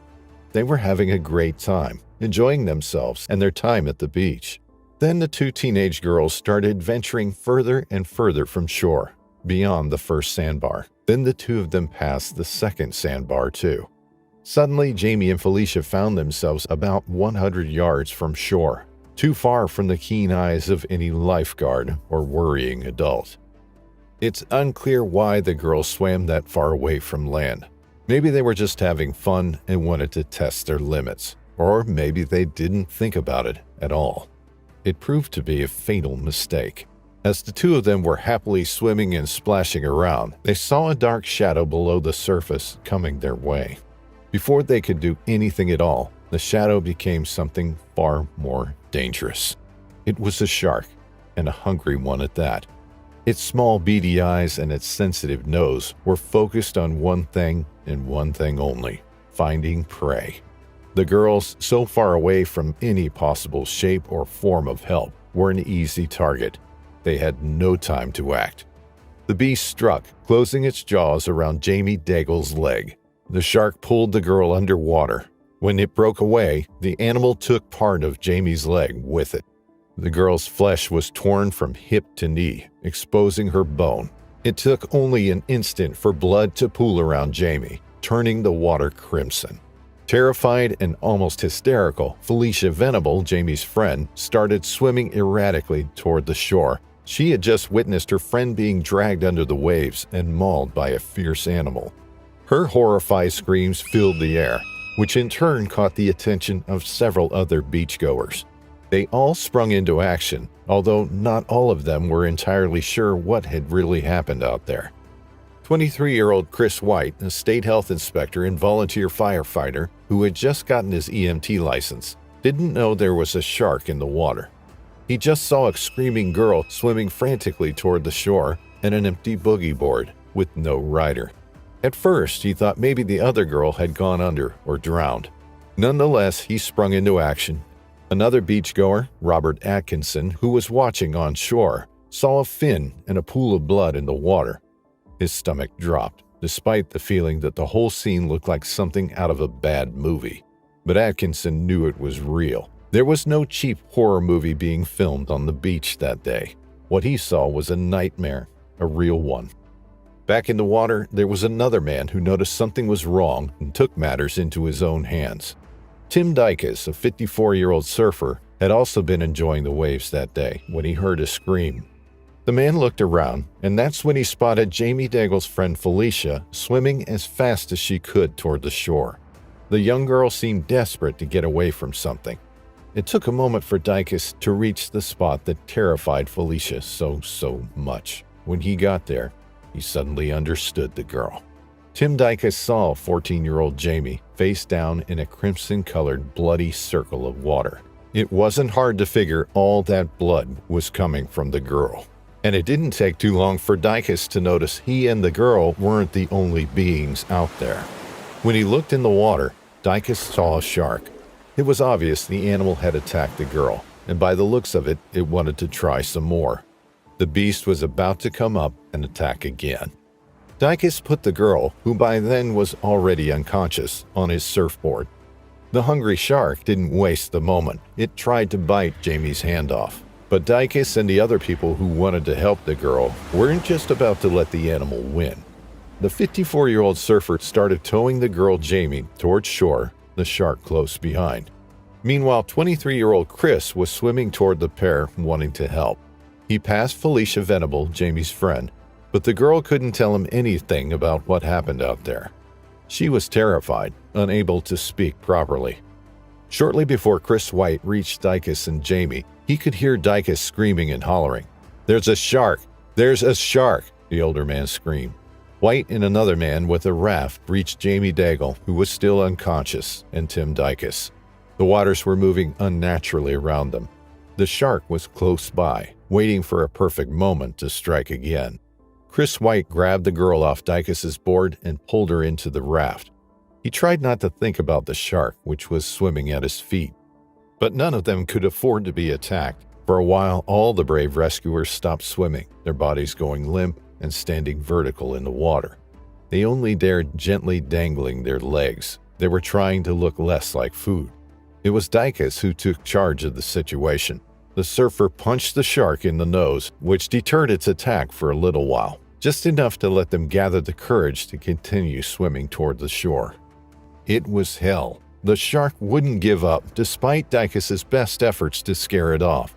6 times the shark tried to attack, and all 6 times were met with the surfer's firm responses. When splashing the water to confuse the animal didn't work anymore, Dicus repeatedly punched it in the nose.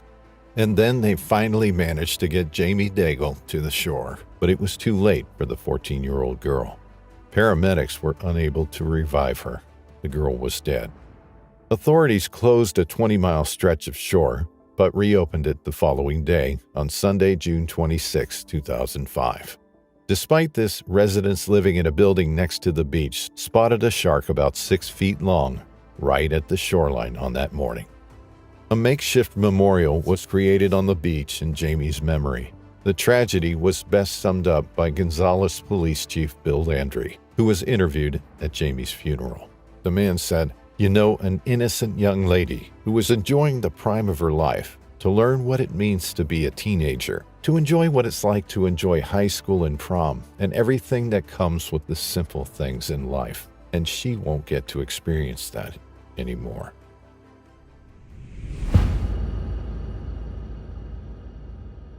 Her initial cries for help were ignored and taken for nothing more than a childish prank meant to frighten other beachgoers. In this video, we'll tell the story of Sarah Wiley, a young woman who met her end in the shark-infested waters of Amity Point on North Stradbroke Island, Australia. There are many versions of this story out there. This one is based on recurring details that can be found in most, if not all of them. Make sure to let us know what you think really happened in the comments below. January 7, 2006. 21-year-old Sarah Wiley was visiting North Stradbroke Island with several of her friends from a church group.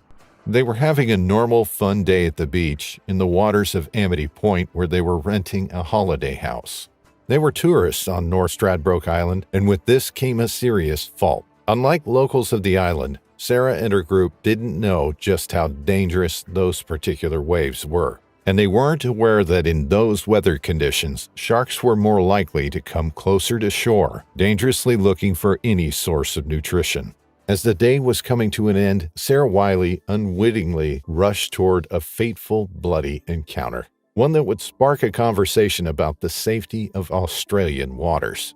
Also known as Straddy, or North Straddy, North Stradbroke Island is located in the Australian state of Queensland, just some 19 miles southeast of the center of Brisbane. It's the home of Amity, a rural town which is scarce in locals but abundant in tourists. The village is situated on the northwestern point of North Stradbroke Island, known as Amity Point. Directly adjacent to it lies Rainbow Channel, the entry to Moreton Bay. The channel is close to shore, but it's also tidal and deep. As the locals know, shark sightings aren't rare. But Sarah Wiley wasn't a local. She was a tourist who loved swimming, and she was good at it. She had been swimming before she could even walk. According to her family, being in water was Sarah's second nature. It was normal for her to push her limits as she moved swiftly through the waves. But as fate sometimes has it, her biggest pleasure would also bring her untimely end. January 7, 2006 was an extraordinarily overcast day. The sky was completely covered in clouds, and there wasn't much light. Even more, there had been a fairly big storm the previous night. That meant that the water was still murky and quite dirty. There was a lot of wash-off. Still, it wasn't enough to deter 21-year-old Sarah Wiley and her church friends from taking a swim. The group of friends got in the waters at Amity Point. The beach was unpatrolled, which may have contributed to the appeal of the place. The day was slowly coming to an end, but there was still time for a couple more minutes of frolicking in the waves. It was initially reported that Sarah Wiley was swimming in water not even up to her neck when disaster struck. However, according to witnesses, the girl swam out of the clear shallows and into the deeper water of Rainbow Channel. Being an experienced swimmer, Sarah was probably confident in her abilities. But as it turned out, she shouldn't have been worried about her prowess. Instead, she should have been worried about what hid beneath the waves. Soon she came upon marker buoys signifying the presence of drumlines. Drumlines are aquatic traps meant particularly for large sharks. Usually deployed near popular swimming beaches, they're used to lure and capture the predators in order to reduce the probability of shark attacks. Getting close to the drumlines meant Sarah Wiley was getting close to baits and aquatic detritus. By swimming there, the young woman put herself at risk, but she did so unknowingly. By the time she got there, it was probably too late to alter the gruesome course of the events. Sarah was making her way back, swimming toward the shore. She wasn't very far away from her friends when it all happened. Suddenly, she disappeared. When she emerged 5 or 6 seconds later, there was just one word she could utter. "Shark!" she screamed, terrified and hurt. Her friends and other beachgoers couldn't see anything at first, so naturally they thought the young woman was joking, trying to pull a prank on her friends, especially since there were a lot of dolphins in the water. Meanwhile, Sarah was being mauled by sharks. When she started screaming again, people finally realized the severity of the situation. Her friends rushed toward the young woman, and so did other beachgoers. Accounts of what exactly happened vary wildly. What we do know is that after realizing Sarah was actually in mortal danger, people rushed to help her. Among them was Josiah Tupou, who was at the beach with his pregnant wife and his 5 kids. When he heard the screams of terror, Josiah sprung into action. There was a chance the girl was only joking, yes, but what if she was drowning and yelled "shark" because she knew it would catch the attention of more people? Or what if there were truly sharks in the water, attacking her? As he made his way in the water, Josiah could see Sarah bobbing up and down, struggling. His relative, Ungu Tupou, also rushed to help. When he went to grab Sarah's arm in order to pull her out, the man was terrified to see her arm simply wasn't there anymore. Rescuers finally managed to get Sarah out of the water. They used towels, trying to stem the blood flow. Sarah's injuries were extensive. It was plain to see her condition was critical. The girl was bleeding heavily. Her arms, her legs, and her torso had all suffered horrific injuries. When Queensland ambulance paramedics reached her, Sarah was barely alive. Her friends and other beachgoers were left in shock, hugging and crying long after paramedics had departed with Sarah. She was airlifted to Brisbane's Alexandra Hospital and was reportedly rushed into surgery. It wasn't enough to save her. 21-year-old Sarah Wiley died shortly after due to massive blood loss and shock. All beaches within more than a mile stretch, both east and west of the spot of the attack, were immediately closed. Although they weren't 100% sure, investigators made an educated guess and assumed multiple sharks were responsible for the attack. Police and fishermen set off to search the waters, trying to find the sharks, although they knew it was a virtually impossible task. The attack sparked a conversation about safety measures, mainly because that particular beach was protected by Queensland's Shark Safety Program and had been so since 1997. Then acting Premier Anna Bly ordered an investigation to assess whether the program was still effective. According to her, the attack proved the shark safety program wasn't an impenetrable barrier between bathers and sharks. Initial reports said Sarah had been swimming with her dog, which was reportedly what had attracted the sharks in the first place. But these accounts soon proved to be false. In fact, there wasn't one specific reason for the attack. There were multiple ones. The gloomy weather and the murky water contributed to the events. And obviously, so did the fact that Sarah had unwittingly swum too close to the baits. The hour was also a factor, with the attack reportedly happening sometime around 5:30 p.m. in the afternoon. And it all happened in January, when sharks are particularly active in the region. To most locals, the attack on Sarah Wiley could be seen as inevitable. Many of them were even surprised that something like that hadn't happened sooner. According to locals, there was a difference between them and mere visitors. Visitors didn't know the water. There should have been warning signs upon entering the beach. About 400 mourners attended Sarah Wiley's funeral. She was loved by her community and remembered as a fun-loving girl who lived life at full speed. According to her friends, Sarah had always been an exceptionally compassionate girl. Sadly, hers was the first shark-related death at a beach protected by Queensland's shark safety program since the program's implementation in 1962.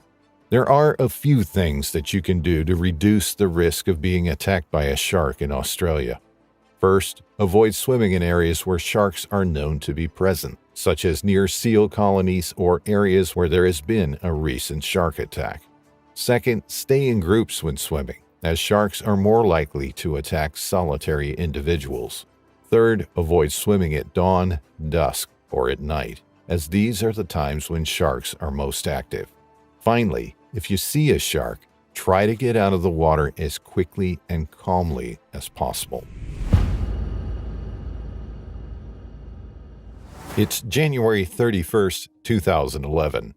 39-year-old Nicole Moore is enjoying her day at the beach. She's on vacation in Cancun with friends from her exercise group from back home in Orangeville, Ontario, and nothing is better than the tropical weather for these fitness-loving people.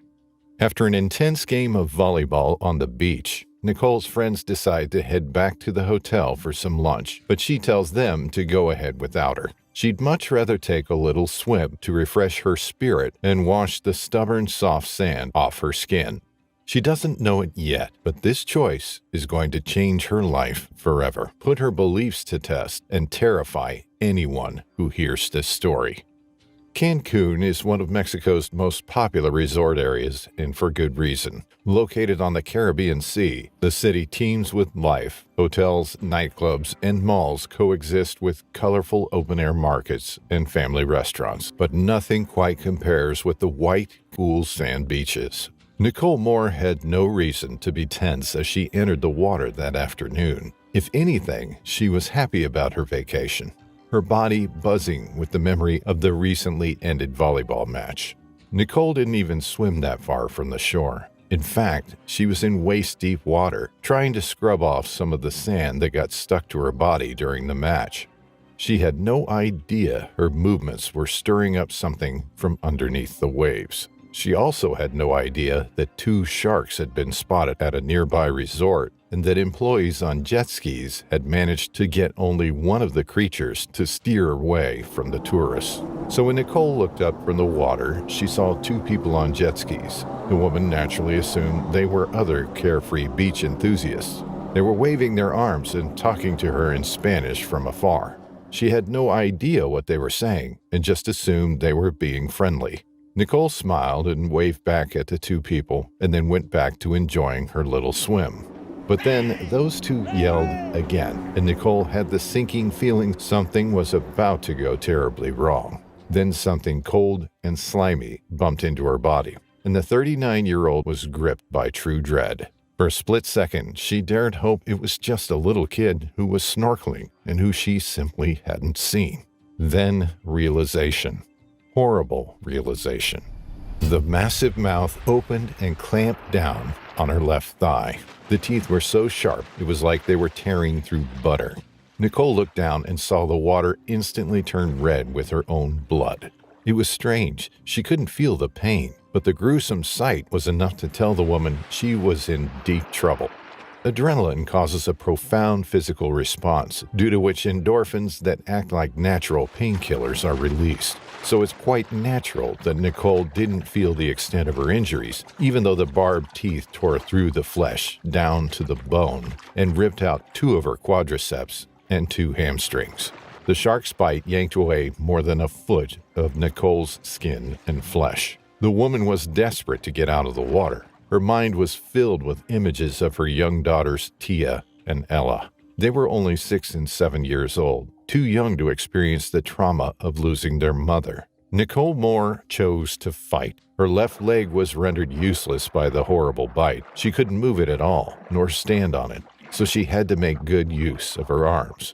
The mother of 2 started using her arms to propel herself to shore, but the movements were imprecise and slowed down by her wounded leg's inertia. Nicole struggled to advance through the bloody waves. In the meantime, the fearsome shark was circling her, leaving no room for interpretation. It wanted a second taste. The beast lunged in an instant, clenching Nicole's left arm in its jaws. The needle-like teeth held tight. The shark had the woman's entire arm locked in its mouth. Nicole felt an incredible amount of pressure as the shark tried to pull her underwater, but seeing those teeth layered and serrated gave the woman another wave of strength. She chose to defy fear and maybe death and raised her right hand. She started hitting the creature erratically until she somehow managed to smash her open hand down on the shark's nose. That one punch saved her. Although it's widely agreed that the shark's most sensitive areas are its eyes and its gills, a well-placed hit on a shark's nose could potentially make the animal let go. And that's how this particular shark reacted. It let go of Nicole's badly wounded left arm and swam away. But the horror was far from being over for the woman. She now had to somehow get herself to the shore, despite the huge amount of blood she'd lost and the dreadful injuries both her upper and lower limbs had suffered. Her left arm was hanging precariously. Her left leg had a gaping hole in it and was essentially incapable of motion. You didn't have to be an expert to realize the situation was dire, but Nicole was, in fact, a nurse, and she knew her wounds were serious enough to be considered potentially fatal. She felt fainter by the second, and there was a great risk of her losing consciousness and simply drowning after putting up the fight of her life. But as it happens, Nicole wasn't entirely alone. In the end, it was humankind's innate desire to help another person in need that helped her. One of the people that had previously tried to alert her about the approaching shark rushed to her aid before she could disappear beneath the still bloodied waves. The man grabbed Nicole's right arm, gunning the jet ski and towing the woman to the shore. A trail of crimson blood was left in the water. Being back on the shore came as a small relief to Nicole. She was feeling weaker and weaker. People gathered around her. She could hear panicked voices talking in Spanish and English, but nothing was more present than her own thoughts. As a nurse, she had to do what she knew best. She took medical inventory of herself and finally asked the surrounding crowd for help. She couldn't go just yet. She had a loving husband and 2 amazing children, and she wasn't the kind of person who gave up easily, although it was getting harder to breathe. As a medical professional, the woman understood that losing so much blood caused respiratory distress, and every time her heart beat, blood squirted into the air. By the time Nicole arrived at the hospital, she had lost 60% of her blood. Her vital organs were shutting down, and she had lost consciousness. She was rushed into an 8-hour operation in a desperate attempt to save her life. The medical team had to insert a central line directly into the woman's heart and pump unit after unit of blood to make sure it didn't stop working. When Nicole woke up in the hospital, her father Alberto and her husband Jay were there. Even more, someone had found the missing piece of her left leg and brought it to the hospital, where it was reattached. But her suffering was far from its end. 6 days after the attack, Nicole was flown from Mexico to Toronto. Her father and her husband had struggled to find a hospital bed back home in Canada, but they finally managed to find a team who wanted to see Nicole through her ordeal. The new doctors were astonished to find teeth marks on Nicole's bones, but what really got them was that the woman's previous operations had been done carelessly. There was decay in her flesh, seawater and sand mixed with the bandaging. Her thigh had been reattached incorrectly. It wasn't getting any blood, so it was rotting away little by little. Multiple tissue transplants were required in order to cover Nicole's bone in flesh again, and her arm ultimately had to be amputated. But the attack never broke Nicole's spirit. She decided to stay and fight for her life and children. She overcame every obstacle, every bout of pain. She chose not to hate the shark. After all, it was her who had been trespassing in its natural habitat. Although shark attacks are incredibly rare in Cancun, in fact, there had been only 40 shark attacks in the whole of Mexico in the past 450 years. 11 months after her accident, Nicole returned to Cancun and even swam in the same waters in which she had nearly met her end. She has since become a motivational speaker, a shark conservationist, and a Shark Week beloved guest.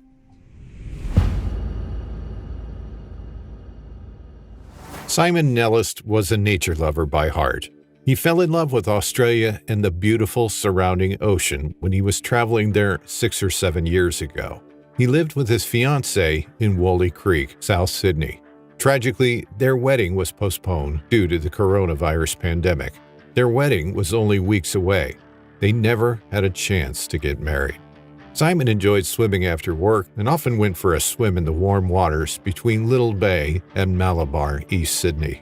Originally from Penzance in Cornwall, UK, Simon had served 2 tours in Afghanistan with the British Royal Air Force. He kept fit and had entered the Malabar Magic Ocean Swim, for which he had been training on that fatal day. The state of New South Wales extensively protects its beaches, including where Simon was attacked, from sharks. They deploy many different deterrents to protect the swimmers and surfers who frequent the beaches. Their shark mitigation program is thought to be the largest and most sophisticated in the world. Shark nets have been installed for nearly a century. An extensive shark tagging program is in operation. Sharks caught in the nets, particularly the more dangerous species such as great whites, tiger sharks, and bull sharks, are tagged with a tracker and relocated over a kilometer away. During busy summer weekends, when the beaches are at their most busy, drones and helicopters hover over the water, scanning for sharks. Shark sirens are sounded by lifeguards if a shark is spotted, and people are ordered to leave the water. If dangerous sharks have posed a risk to the public, baited drum lines are used to try and capture it. In over a century, fatal shark attacks in Australia are recorded as less than 1 per year. The safety measures the authorities take in order to keep people safe appear to be working. However, this is something that many people feel strongly about. Ironically, Simon was very outspoken about the cruelty of shark nets and drum lines. In one of his final Facebook posts, he stated, "Shark nets and drum lines protect no one and kill all kinds of marine life each year."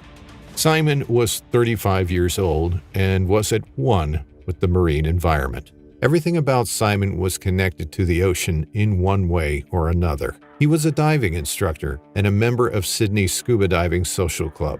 He was a calm and patient instructor and was frequently telling his dive students to respect the ocean. He knew the risks associated with swimming in Sydney's waters, but his passion for adventure and the outdoors were what he lived for. Wednesday, 16 February 2022. Simon was swimming his usual training route near Little Bay. This bay is a short distance south of Malabar Beach, where he was hoping to compete in a charity fundraising swim the following weekend. Little Bay is a beautiful hidden gem south of Sydney Harbor. The sea is calm, with clear waters, and the golden sandy beach is sheltered from winds. It offers idyllic swimming conditions. Simon donned his wetsuit and entered the water.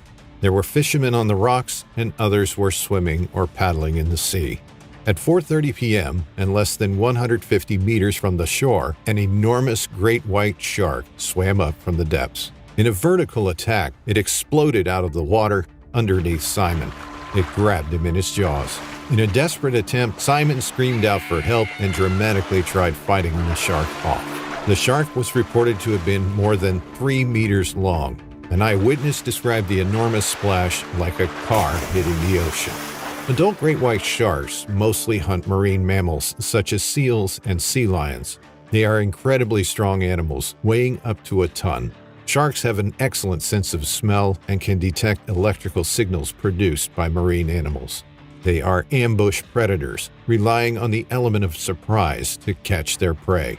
Typically, a great white shark will position itself below a seal or sea lion. It will then torpedo upwards, reaching speeds of up to 25 miles per hour.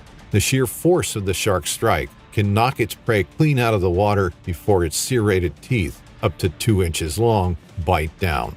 Horrifyingly, the shark bit down, tearing Simon's body in two. Shocked onlookers could do nothing but watch as Simon was killed within feet of the rocks of Buchan Point. His body was then dragged out to sea, and he was never seen again. One of the dozens of fishermen on the rocks at the time of the attack described the devastating scene. "I heard a scream, and the shark was just chomping on his body, and the body was in half just off the rocks here. It came back and swallowed parts of his body, and that was it. It disappeared." This desperately sad attack was vicious and frenzied. Locals who knew Simon and often greeted him as he took his daily swims said that it was unusual for swimmers in the area to wear wetsuits. The water was warm, and most bathers did not wear them. Experts have suggested that Simon, in his black wetsuit, was mistaken for a seal. From below the water's surface, a silhouetted swimmer above in a wetsuit could easily look similar to a seal or sea lion. It is thought that due to the nature of a great white shark's hunting method, most attacks are because of mistaken identity. The sharks can sense a mammal swimming above them, but cannot clearly see the type of animal it is. Their speed and precision make it difficult for them to stop midway through an attack. Often, sharks who attack people will swim away after the first bite as soon as they realize that this isn't their normal prey. Immediately after the terrifying attack on Simon, the Coast Guard and lifeguards patrolled the area in boats and on jet skis to try and find the shark. Smart drum lines were deployed in the location too. These drum lines are long lines with baited hooks. When the bait is taken by a shark, it triggers a magnet which, in turn, sends an alert via a solar-powered beacon to officials on shore. This gives advanced warning of a shark in the area.